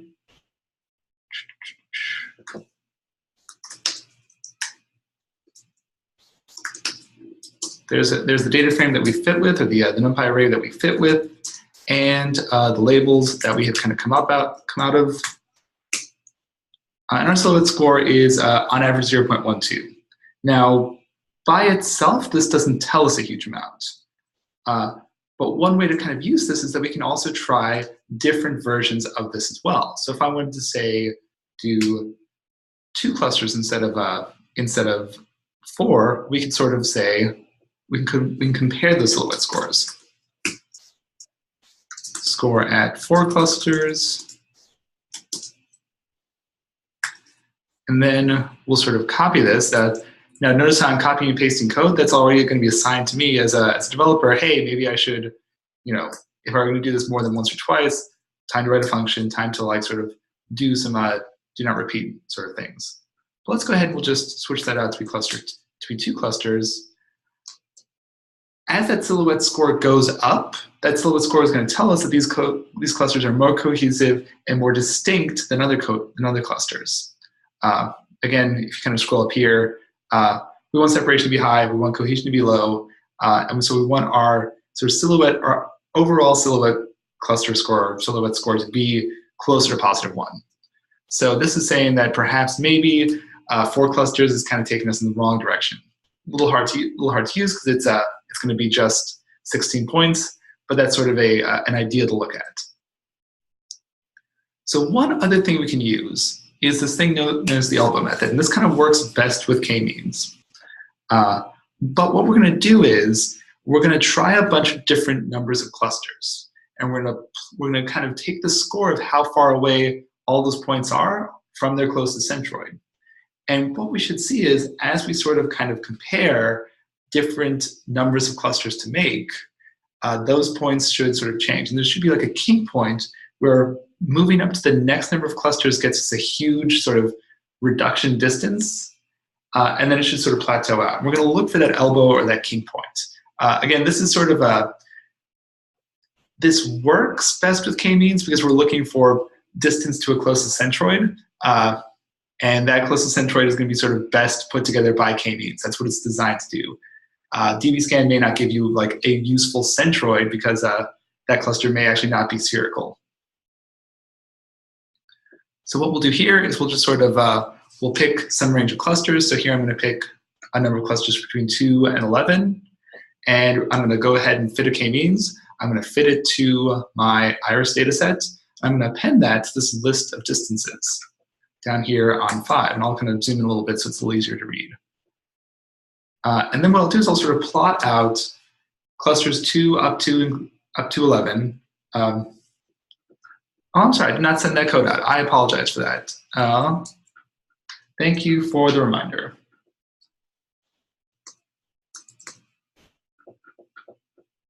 There you go, you should be up to date. And so what we'll do here is we'll sort of plot out what that sort of distance that score metric does. You could also use silhouette scores here. The distance metric that comes out of k-means.score is a little hard to interpret, but essentially smaller negative values means that they're closer to that centroid point on average. It's a little not intuitive. But so as we run the cell, this sort of average distance, it's negative for reasons that sklearn is using, but essentially as we get closer and closer to 0 or closer to a more positive number, those points are closer on average to that given point, which makes sense, right? If we have 20 clusters, that means we have 20 centroid points, and that means those points are probably going to be on average much closer to it. But take a peek at what happens between here, right? At 2 clusters, most of our points are on average pretty far away from that center point. We get a pretty dramatic increase in this distance when we hop from 0.3, from 2 clusters up to 3 clusters. And that sort of takes us up to, come on, buddy. There we go. And you can kind of see this big dramatic point, right? This kink point, this elbow point that sort of says, hey, this jump here gave us a huge increase in the amount of distance. Now, every successive point afterwards doesn't give us a huge boost after that point. That's going to kind of tell us that at 3 clusters, things are kind of appropriately close to a centroid, but adding new centroids to here doesn't necessarily increase how close those points are to them. And that's going to suggest to us that, it's here, I'm adding sort of more noise with more clusters and not getting a lot better results out of it. Again, this sort of works best with k-means just because those are that modeling technique is going to assume that we've got centroids already, that we have sort of spherical cases where we want that to be. What I mean by that is, let me switch over to my whiteboard real quick so I can kind of just really quickly graph that out. That's going to pop up for a second. Imagine that we had sort of two sets of data, right? I apologize for my scribbly points, right? So imagine we have one data set that looks like this. And so imagine that we kind of like, we did k-means, or we did some of this sort of like technique. We found two centroids here. This would sort of suggest to us like a pretty good average distance from all the points here to these places. Now, imagine some other state of the world where I've got two sets of data that look like this. Now, the centroids that might get sort of picked out by this process might be, you know, over here and over here. There's still two visually distinct clusters, but the average distance from points here and here are going to be very different, right? That's going to look like to this algorithm to be a much bigger distance, a much more inappropriate or much more difficult distance, even though that algorithm might be picking out clusters that are correct. So sort of keeping in mind that this ELBA method, looking at the average distance to a given point, is going to work best in this sort of case, where we have sort of spherical clusters where no matter how far away you are, you're on average like the same distance, and not so well on this side, where we have cases where it is a visually distinct cluster. This is a case where we want them together, but this distance is going to be a lot bigger than this distance, and therefore good cluster, bad sort of centroid distance. I hope that makes sense. It's a little, it takes a couple of gymnastics to think through.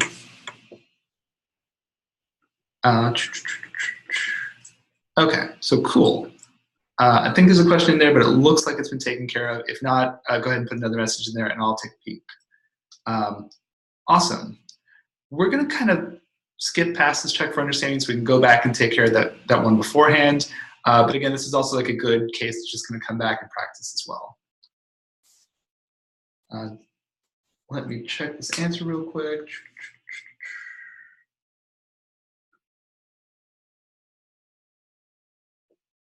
Okay, yeah, so Sally has a question, which is, what is SS-lang in there?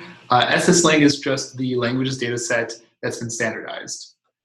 So it's going to be exactly the same thing as before, that languages data set, but run it through standard scalar first.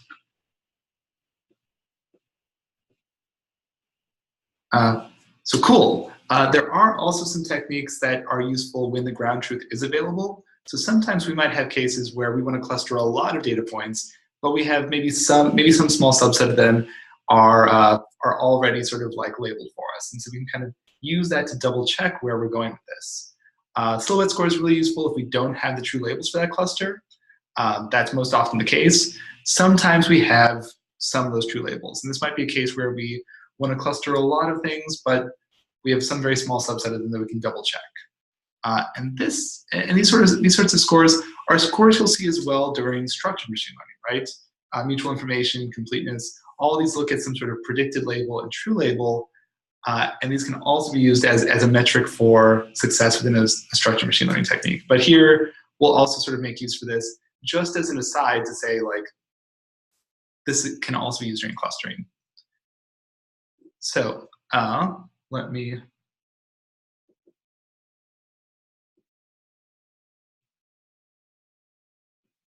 okay, cool. Ali in New York City is asking, can you talk about the results of cluster analysis when you have sparse predictor feature matrices? Ali, do you mean sparse as in like SciPy sparse matrices, or do you just mean like a lot of zeros and kind of not a lot of relationship across those points? A lot of zeros. So that's a really big question, and a little difficult to answer. At that point, there's a couple of directions you could go in, right? Things like things like visually plotting, looking at those summary statistics are going to help a lot. But this might be a case where we can look at this clustering algorithm and look at the data that we have and say, this may not be the most appropriate technique here. If we have a lot of rows that have very little in common, or rather, actually in this case, a lot in common, and that they all have a lot of zeros in a lot of places, there might not be enough information or enough useful information to really put those into different locations. And for this, I'm sort of thinking about that languages example we talked about previously with Flemish and Dutch, and where Flemish and Dutch were so unique that they kind of identified one or two rows very well and couldn't identify anything else. That's the sort of case where clustering may not be as effective as sort of other techniques.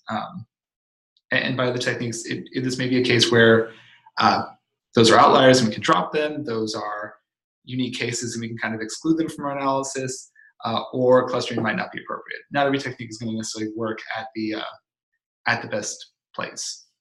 I hope that helps. If it doesn't, we'll sort of keep talking about that. So cool. Let me talk about these 4 different metrics. Again, these all work out well if you already have the ground truth, right? If you have some version of the clusters that you already know are correct. If you don't have that, these are not applicable, but they're sort of good to just quickly review to say, like, they exist. You can use them if you had that chance. All right, so here I'm just going to sort of go through, standardize my iris data set, and here I'm going to kind of grab out those targets, which flowers are which, and put them here off to the side. So, and then I'm going to go ahead and fit a k-means on that and sort of grab those labels. Now I've got a set of labels that k-means thinks belongs to a certain row belongs to a certain cluster, and the actual flower that those rows are. Okay, so completeness basically just asks, are all members of a given class assigned to the same cluster? So if I have all my Iris virginica flowers over here, and my machine learning model has said every single Iris virginica flower is in cluster 2, that would be that'd be a very complete cluster. Score goes between 0 and 1 for perfectly complete labeling. So we'll import that. All these metrics techniques are going to have the real values first and the predicted values second. Again, this only works if you had those that ground truth. Occasionally you'll have some version of it.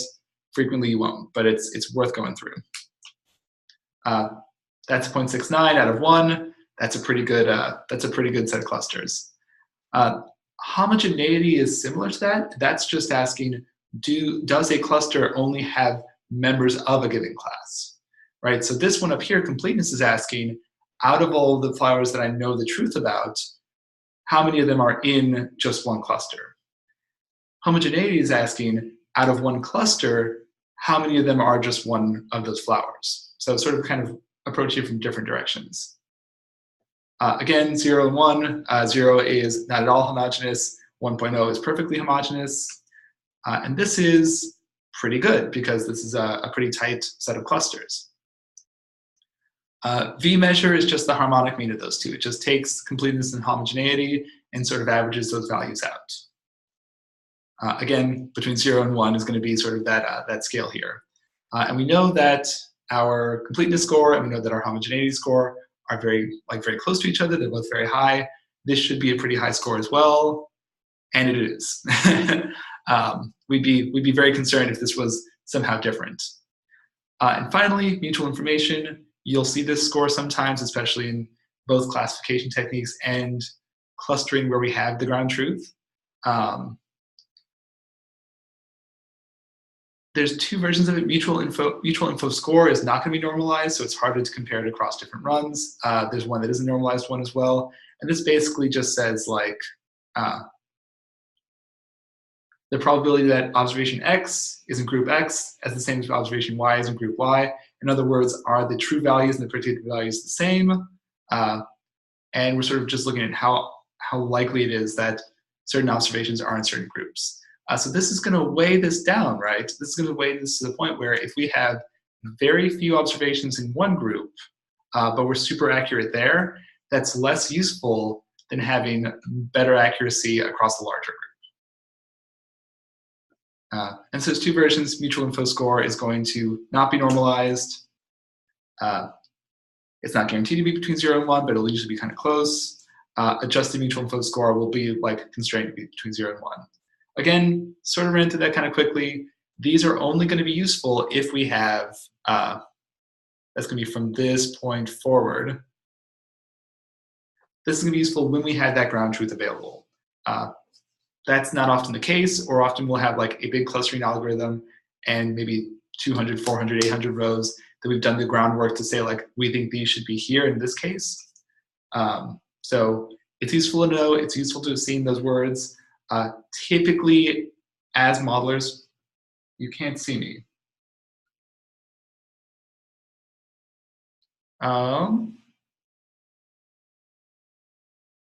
Okay, so looks like Boston can't see my feed. Is that just Boston or is that everybody?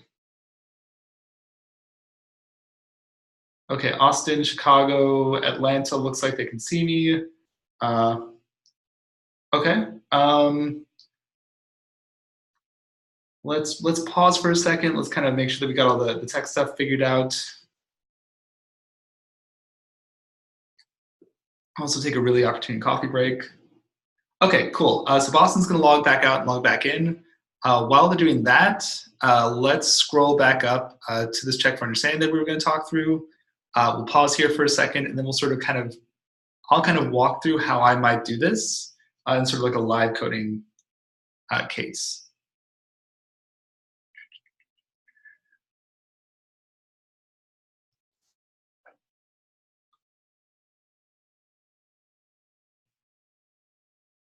Okay, looks like we're back. Great, that was actually very quick. Good solving, everyone. Okay, so we're going to kind of spend the next half an hour talking through this stocks part, because there was a lot of stuff kind of worked kind of in here. We'll sort of walk through it. I'll sort of walk through my perspective on how to do the data cleaning really quickly, how to what I might see in here. As I kind of keep walking through this, go ahead and put questions in the Slack. I've got it open. I'll keep an eye on it, and we'll sort of just try to make this as much of a conversation as possible. So Kirthi asks a really good question that I always hate seeing this question during this topic, which is when would you use clustering when the labels are available? And the answer is in most cases you wouldn't, right? If you had the labels for a larger set of data, just use a classification technique. It's going to be more accurate. There might be cases though where we have, maybe we have say quite a large data set, and we've sort of gone through and we've manually assigned certain areas to certain classes. And that might be like when we've got a much more sort of manual, difficult process. And in that case, we might use those the few rows that we do have actual ground truth for as a check to see how well the unstructured machine learning technique is working for the full set of data.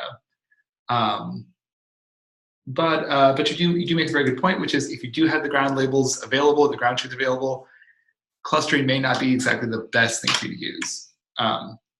There are cases where it's happened. In most cases, it does not work out that way. But good catch there. Okay, cool. I'm going to start working through this check for understanding. I'll try to sort of walk through all the stuff that I'm saying at the same time, and we'll kind of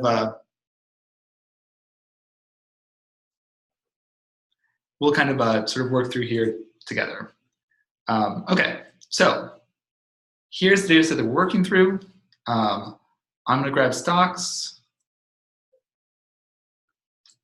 Let's see. So first thing I'll always do is I'll kind of pull up this .info. This will help me identify if there's missing values and where, what sort of things my variables might be coded in. And I will go ahead and I'll make sure that all this is like sort of, let me do this actually. I will save this in its own notebook. And this way I'll just kind of be able to push that notebook up and you'll be able to see all those cases when it finally loads. Come on, buddy. Okay, awesome, cool. So let me scroll back down to where I was at.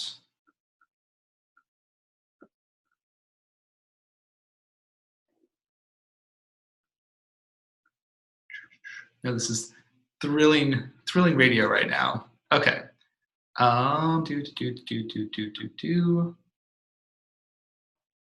Okay. So here we are, we're at stocks. So first things I'll do is I'll pop open this .info window and I'll try to take a peek at what I'm seeing here. So what I'm seeing is 750 rows. Most of these are in objects, which are kind of concerning. We usually typically want numbers for these things. And some of these have a particularly percent change volume over last week and previous week volume have missing values, right? You've got 750 rows and 720 null values that happen, or non-null values, which is telling me that 30 of them have missing values. So my next step here is going to be to look at what are these object ones and why are they coded as objects, and then taking a peek at what these missing values might be telling me. Probably that's going to be the extent of my EDA at this point. So let's take a peek. And I'll grab a couple of these objects from over here. Now, I can look at this and I can kind of make some decisions, right? Stock is probably the name of the stock that we're looking at. So that's probably going to always be some sort of string. I can kind of put that off to the side. Date I don't really care about because every stock is going to have one date for each week that we talked about. So I can kind of safely put that off to the side as well. That's going to give me sort of informative work there.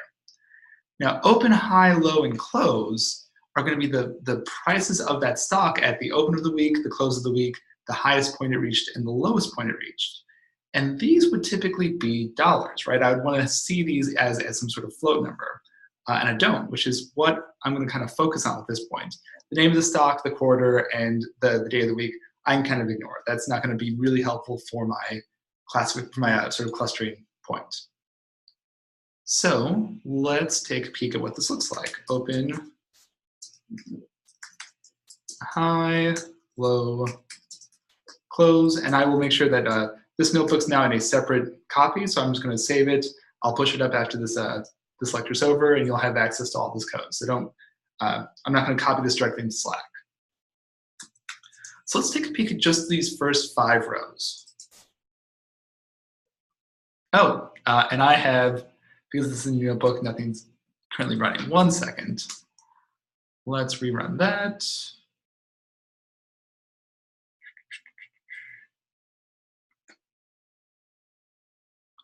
Let's bring this back into here. Interesting that it all right, so there we go, stocks info. And let's see, there we go. Okay, so this is kind of a clear example as to what's going on here, right? It looks like these have all included that $sign that'll come with it, and so therefore aren't showing up as actual values. So our next sort of step for this EDA process is to go through and strip out these $signs for each of them. And one quick way to do that is we can just go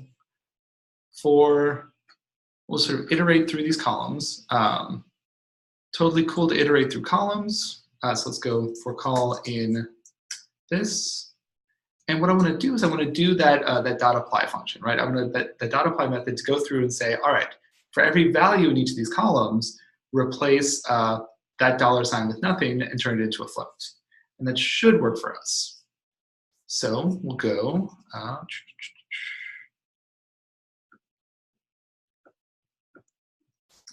so I'll point each of the iterations of this at the column, and I'll replace it with .apply. And so what I want to do here, right? Right now I know that each of the values in this column are strings, right? They're being treated as strings. I can go back and check that df.info and see that they're all objects, so I can use string methods on them. So I'm going to have whatever comes back out returned as a float, and let's replace any $signs that are in there with empty spaces. And that should give us just 4 values that have a decimal point and that sort of price value.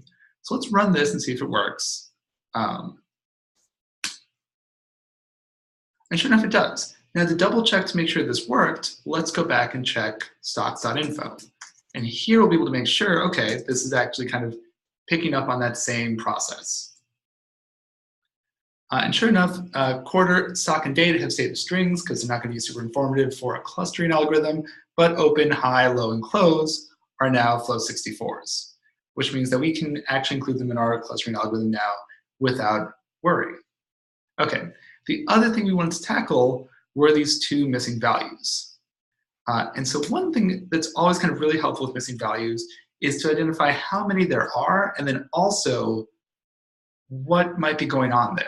So the first thing I'll do is there's only 30 of them that are missing, 750 rows, 720 that are not missing, means there are 30 that are missing. So I'm just gonna look at all of those rows. This might not work if you have 50,000 missing values, but that's okay. In this case, it's going to.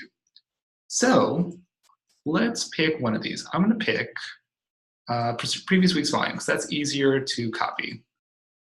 And what I'll do here is I'll say, I want to see all the rows where this is missing. So stocks previous week volume is null. It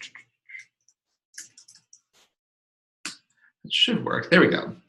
So basically I'm doing an indexing here, I'm doing slicing. This part over here is going to kind of code up every value within that column, previous week's volume, as to whether or not it's null. If it's null, it's going to be true. If it's not null, it's going to be false. And then wrapping around those brackets and looking at stocks is going to say, okay, of all the rows in stocks, which does this mask sort of evaluate to true? In this case, this is going to grab all the rows where that is true. And so let's take a peek at this, right? So I've got it's all Q1. Here are my stocks. Okay, all of these dates are the same thing here. That's going to be kind of telling. Looks like all the stocks are unique. And here they all are renammed. So I can kind of look at this, and my gut is telling me, my sort of like intuition and looking at the data is telling me that these are all missing because these are referring to the previous week's worth of data, which doesn't exist yet, right? We can't say how well does this week's volume compare to last week's volume if there is no last week. So what we'll do in this case, just to sort of get it and move it forward, is we'll fill it with 0, right? We have nothing left to kind of compare that to. We'll start off with 0.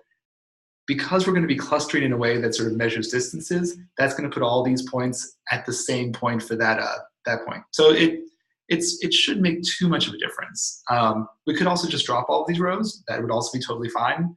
But for this case, I'm going to go ahead and drop those or fill those rows with zeros. So let's go ahead and do that. And because those are the only two missing rows, or the only two features that have missing values, I can just go ahead and do fill NA. And that'll fill every value in stocks with a 0 if it's missing. And because this is sort of this is going to change that data set, we're going to put in place equals true so that it sort of makes that change permanently.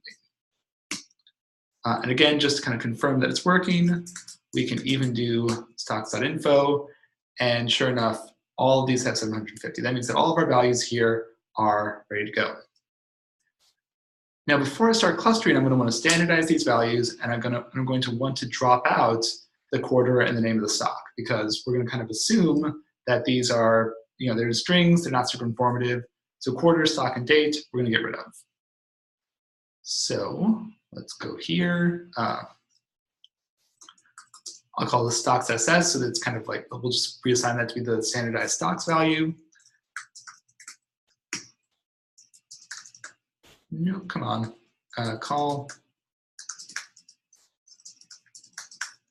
And so what I'll do here is I'll do a little list comprehension, and this is going to grab every column that's there that isn't in quarter,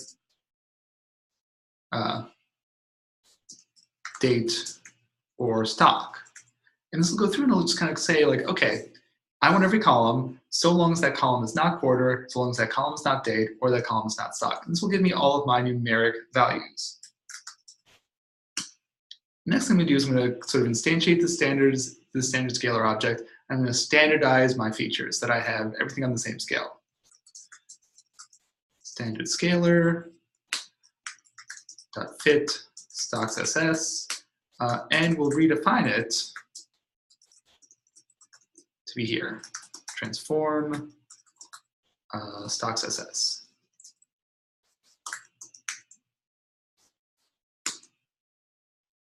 Nope, what did I do? Call for call. Oh, yep. call for call in call. Oh, aha. We have to tell it which list of columns to look at. Columns if call. There we go. That should do it. What is going on here? Interesting. You should be.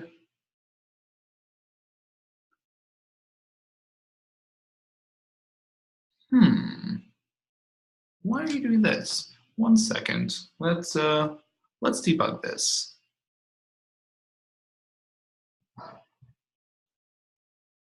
And make sure this actually stuck. Okay.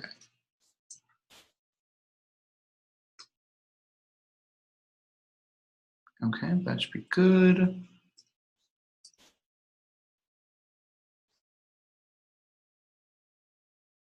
Yeah, okay. 1 second. 2 more columns don't. Oh, you are right. They're down here. Next week's open, next week's closed. Good call. Good call there. Okay, that's an easy fix. We'll hop back up here. That's what I get for moving a little too fast. That is absolutely correct. There are 2 other columns in here that have that next week's open and next week's close. If I could hit my underscore correctly, next week's close.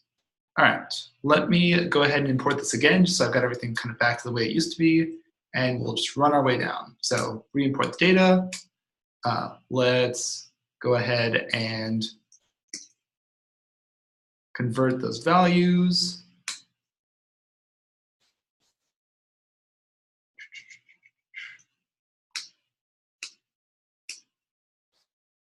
There we go. Okay, so now Stocks.ss is holding on to our standardized version of this data.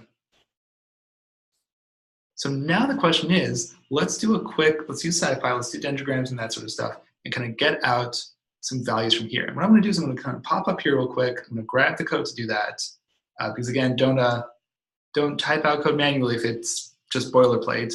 And we'll go ahead and we'll grab that. So first things first, let's grab. That is a lot of scrolling. I'm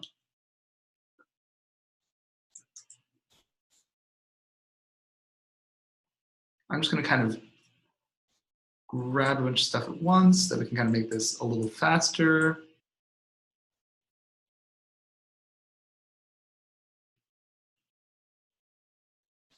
One second while I do a little housekeeping. Perfect. There we go. Okay, so let's drop this back down here. That's a little far. There we go. Perfect. Okay. No, it's not exactly fun to watch the screen flicker like that, but here we go. Okay, so our X is going to be Stocks.ss. That's going to be our standardized inputs. Here we'll compare the distance, the pairwise distance across those points to the dendrogrammatic distance, the distance across those points. We'll print out C, so we can kind of see what that correlation coefficient looks like. And then we'll plot out the dendrogram. And we'll take a peek at what this says. So first things first, 0.44 for our cophonetic correlation coefficient. That's suggesting less good than Iris, but still pretty decent. This is still going to think for a second for the dendrogram, and here we go. So here is our dendrogram for all these stocks datas, the stock data. And unsurprisingly, it's kind of a huge mess down here because we have many more observations than we did before. And I'm going to kind of look through here, and these clusters are all kind of very close to each other right around this point, right around 30. Let me grab my highlighter to kind of show this off a little bit. Up here, this last blue line is our last joining, right? These are the last 2 clusters that are being stuck together, and they are pretty far apart from everything else. But kind of as we get past 40 and 30, here these things sort of start to split apart, right? They sort of are much more closer to each other than other cases would be. So my guess, and I'm just going to kind of like ballpark it here, I'm going to say 30. let's draw this off at 30. This is going to give us 1, 2, 3, 4, and 5 different clusters to work with. Now again, picking the number of clusters, we're going to kind of balance out our business concerns, what this dendrogram looks like. We don't want anything that's got too much of a distance across the formation of the last cluster and the next cluster. You know, we're going to have to go back through and kind of see what each of those clusters looks like, but 30 is a good starting off point, right? Better to sort of pick something and then back up and change it if it's not working than to not pick anything at all and sort of be paralyzed by indecision. So I'm going to pick 30 to start off with. We'll do some evaluation. We'll see if that works. We'll come back and change it if need be. So my next question, I have to scroll up and look at that prompt, is, all right, so what's the cophonetic correlation coefficient? It's 44%. That means that the pairwise distance across all of our points and the points kind of combined up in that dendrogram, pretty correlated, not perfectly so, not as well as we've seen in the past, but decently so, not 0. I'm gonna plot a dendrogram. 5 looks like it's probably a good number of clusters. That's that distance of 30 that we just identified. So let's go ahead, we'll use sklearn. We'll fit a model with that chosen number of clusters. We're gonna take those results, we're gonna apply them back to our original data frame and sort of do some investigation with pandas and plotting to try to investigate those clusters. And we'll sort of try to figure out some different patterns we might see. So let's see. Perfect. Okay, so I'm going to call it AG. I'm going to instantiate this agglomerative clustering library, and let's go and clusters 5. And we'll fit that to stocks SS, which is our standardized prices and information about stocks. And we'll grab labels as AG equals, well here, we'll do that in a different cell. So we'll let that go. We've kind of used word linkage and Euclidean distances. Our predicted labels are going to be, let me scroll up a little bit so you can actually read that. There we go.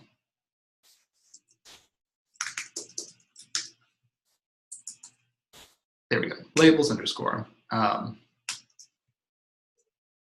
what we'll do here is we'll go back to our original stocks data set and we'll say, okay, our predicted classes are going to be set to this, right? Because there should be as many labels as there are rows in our data set, and they should line up 1-to-1. First row gets the first value, second row gets the second value, third row gets the third value. Okay, so now we've got this sort of data set that has all of our original data in it and this sort of predicted class, this sort of predicted cluster out of 5 that we fall into. So we can even sort of take a peek at just what that head looks like. And this is going to have all of that original data in there, including the stock, scooting all the way over here to the predicted classes. So let's take a look, right? So there's 2 different ways that we could kind of approach how well these clusters work. One is to sort of like do some pandas, do some sort of group by group analysis and figure out like what sort of trends are there across these things. The second would be to do some visual plotting of these features as well. So we're going to do both. We'll start off with a little panda stuff. We'll switch over into some plotting, and we'll sort of try to look at the clusters that have been formed this way to figure out what we might address. So the first thing we might want to do is let's just sort of look at the breakdown of the size of these clusters, right? Are there a lot of clusters? Are there a lot of points in one cluster? Are they pretty evenly spread out? So that's going to be stocks, predicted classes, I think is what I called it. Let's just do a value count. So let's just see what that looks like. So it looks like most of our stocks are in one of 2 different classes, right? They're in 1 or 2 different clusters, cluster 0 or cluster 1. The other 3, 3, 2, and 4 are roughly about the same size, but are much smaller than the other ones. Now this does happen, right? A lot of these stocks are probably going to act very similar to each other, and so they should be in sort of these bigger clusters. Now, if I saw a case here where these were, 90% were in one cluster and 10% were split out over the remaining 4, that might be a sign that we either need to create more clusters or that we have, this might not be like a good technique for it. But this is reasonable, we can work with this. One question I might have, kind of looking at this, is what stocks are in which cluster, right? Are they putting all the same stocks in the same cluster? Are they kind of getting spread out? So let's take a peek.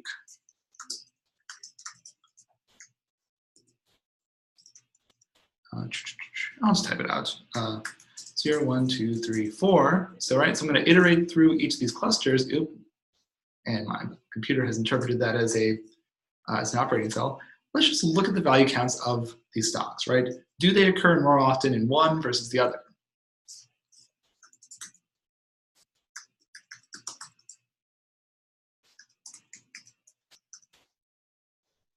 Two classes. So we'll kind of set this off. We'll subset it to be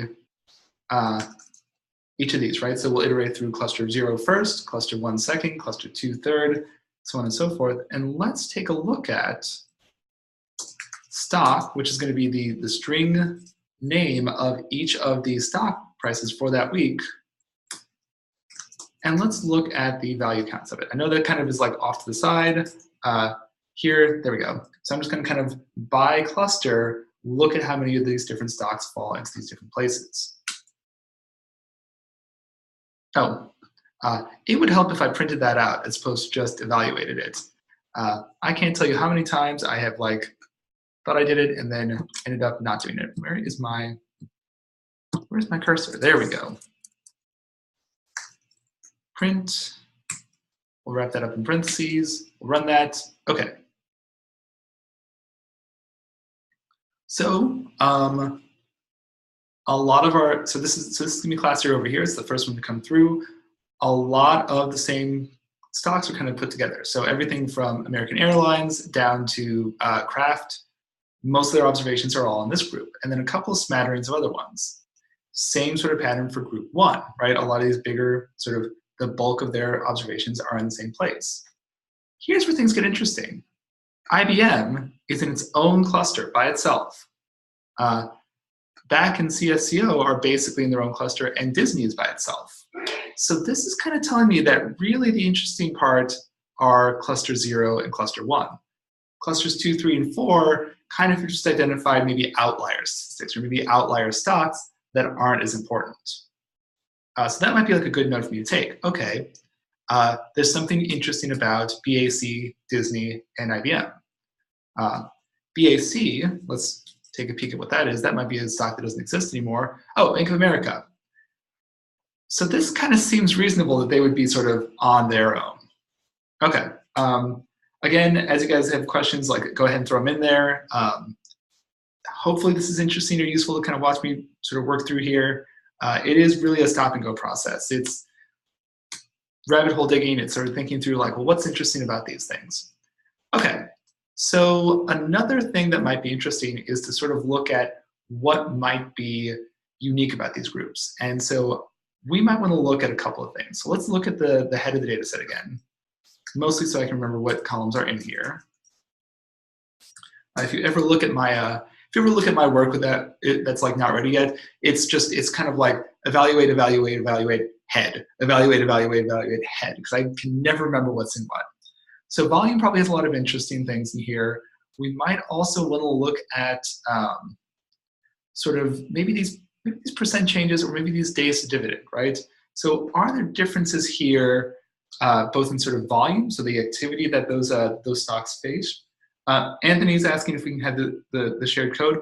I'm just gonna, there's a lot of it.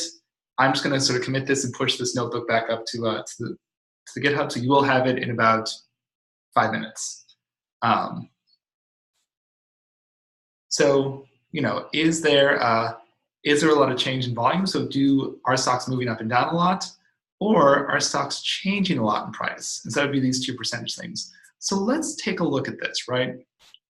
I'm gonna go ahead, I'm gonna grab this code from up here, because this is pretty good to kind of look at. And let's just, let's pop through and see if there's a difference across those things.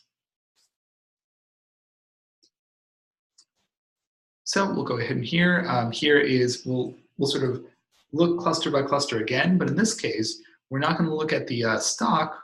Let's look at, no, percent does not start with an R. That's not going to help me. I don't need Perl right now. Let's look at the previous week's volume, or the percent volume over last week. So this column, this feature is going to be the change in volume over the last week. So was there more activity on the stock or less activity on the stock compared to the last week? So let's look at this. And let's also look at percent, I think it's price last week. Nope, that's percent change next week's price, percent change price. So let's take a peek at this.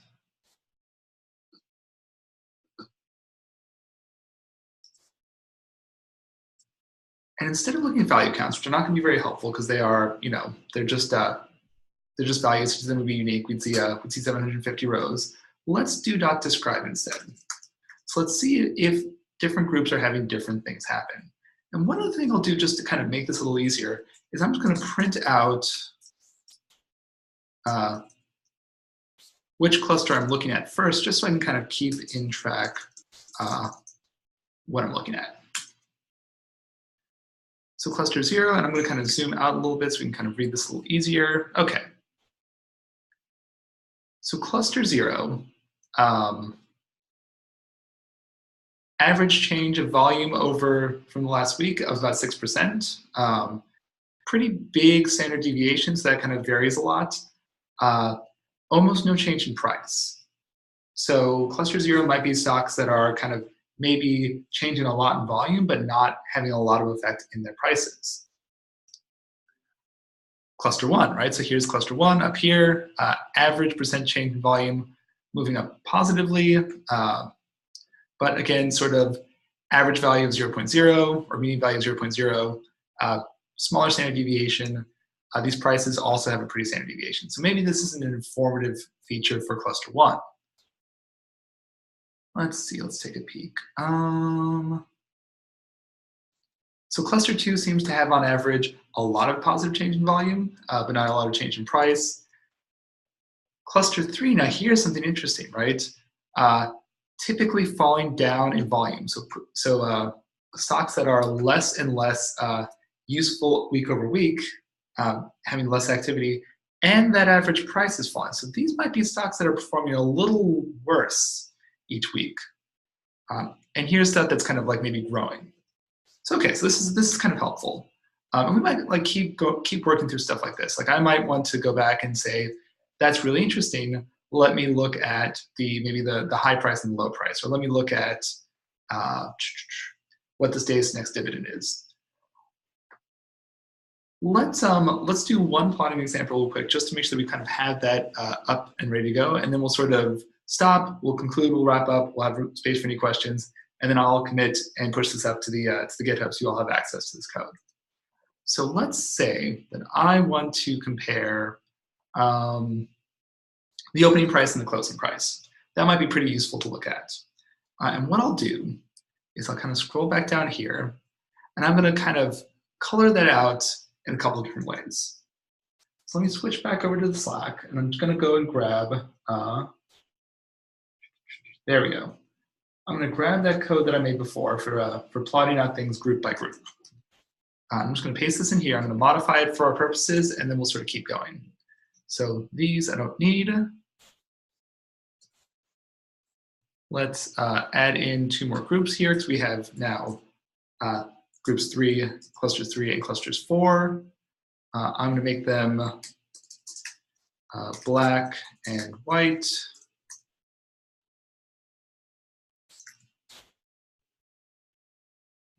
So we'll change this to be stock. You'll notice that I have like I have sort of a kind of default way of naming variables, right? So like if I've got predicted labels that came out of a clustering technique, I just call them predicted labels. That's it's not necessarily a bad option to get into. Kind of not having to worry about what you're going to name something when it comes up can be really helpful. All right, and I wanted to look at the open and the close price, so let me change this to be open and close.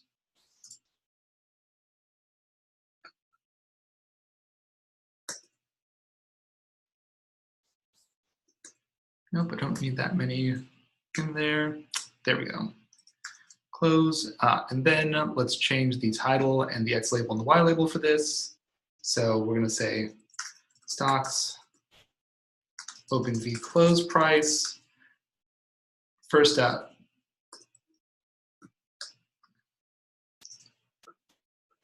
first thing I put in here was that open price. So let's change this X label to be open, and this close priced on the y-axis.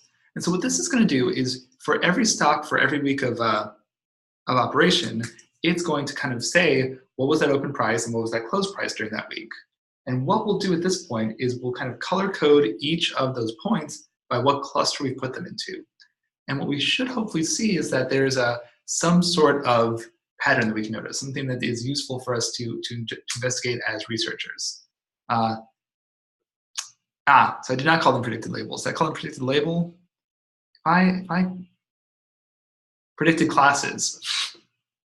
Well, I almost got there. I knew it was predicted something. Predicted classes. Believe me, I more often than not see errors than I see actual successful code. That's just a thing that all developers have. And so sure enough, right, we've got a pretty interesting spread here. And so just kind of taking a peek at what this looks like, we've got some stocks up here, group 2, that they open at really high prices, they close at really high prices. We could take back and look at what group 2 said. If I remember correctly, groups 2, 3, and 4 are sort of unique stocks that are kind of doing their own distinct things. Group 3 is kind of all clustered here, and group 4 is sort of clustered right there. So these are kind of those 3 groups that were basically one stock each. Group 1 and group 2, or group 0 and group 1, so that's that red group and that green group, very Christmas themed, are kind of like the bulk of our observations, and they're sort of doing, and they are pretty split up. So our red stocks are the ones that have lower opening and closing prices, and our green stocks are the ones that are in general having higher ones. You might also want to look at just sort of box plots across these things. So how are each of these groups distributed? So let's do this. If I remember correctly, it's I'm going to look up real quick the syntax for box plots in Seaborn. So we have an X, which is going to be the thing that we want to do this on the X. The hue, which is going to data. Yeah, okay, perfect. All right, so I think this will work. Again, you'll never remember all the syntax for it 100% all the time. Like, best advice I can give you is just to go back, check, take a look at what that looks like, and kind of move forward. So X equals predicted classes. Got that right this time. Y equals open. And let's look at stocks. And so here for each of those predicted classes is going to be the distribution of what that opening price looks like. And so we can kind of remember that classes 2, 3, and 4 were sort of unique stocks, right? They were, I think 2 was IBM, I think 4 was Disney.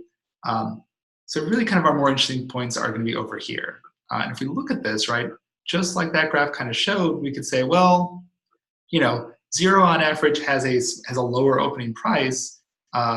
Group 1 has a bigger one, but it's much more spread out. Group 2 typically only opens up high. Groups 3 and 4 typically only open up low. So we kind of hit 12 o'clock. I don't want to keep people here too much later than we should, but this is sort of the process of how I would go about trying to figure out these clustering techniques, right? I could go back and look at the silhouette score, but we're not assured that these are spherical clusters at the end. But it's kind of looking through, it's picking at like what sort of relationships we think these groups have had and making decisions based on those. So I can kind of look at these 3 stocks and say, you know, what's really nice about these stocks is that they're performing the same way across time, right? Disney is performing the same way time after time after time as I think IBM was the other one that I can remember.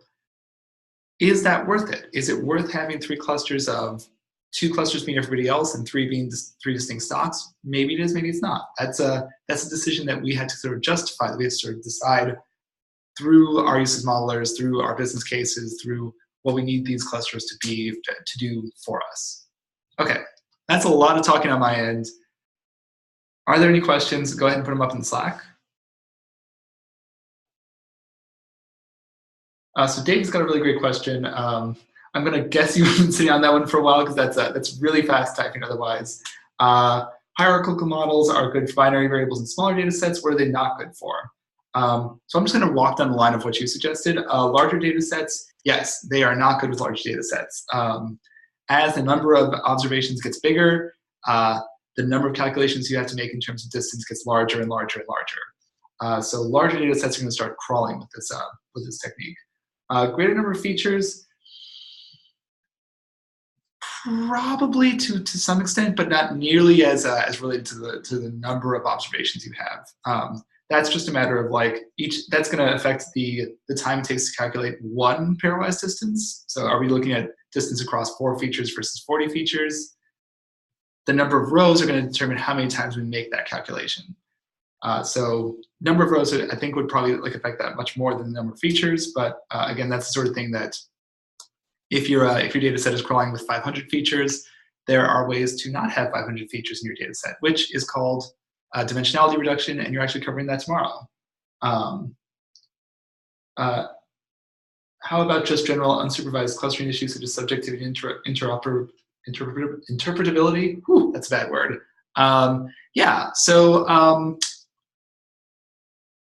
just like k-means, just like dbScan, hierarchical clustering is sort of like stuck in that same world of we can put stuff that appears similar together, but we have to decide whether or not that's a good thing to do. So just like k-means, just like dbScan, we're going to have to make that justification ourselves as to whether or not the classes we've made or the clusters we've made are actually useful. In this case, I'd probably say that just 5 clusters wasn't particularly useful because it doesn't help me very much to have 3 distinct stocks and then everybody else in 2 different cases.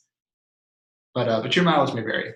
So yeah, so I would say out of all those things that you identified, David, number of rows is probably the biggest reason not to use agglomerative clustering. If that's not an issue, try them all and see which one kind of gives you results that are most faithful and most useful for you as the modeler. Okay, any other questions before we sort of break? Don't see anybody typing. I see a lot of people looking at computers. Okay, cool. So that's that for hierarchical clustering and cluster evaluation. I wish there was a faster and more sort of true way to cluster things, to know that these clusters are correct, but that's sort of the name of the game at this point. Tomorrow, you're with Justin. You'll be talking about PCA, which is dimensionality reduction. It's really fun. It's a hugely useful technique. So definitely come prepared, ready to learn that sort of stuff. It's a technique you'll use a lot. Project 3 is due at the end of the day. The lab today is optional, so if you do need to spend that extra time on Project 3, go for it. It's worth a try at the end, but we're cognizant of people's schedules as well. Okay, thank you all. I will be back on Monday and see you then.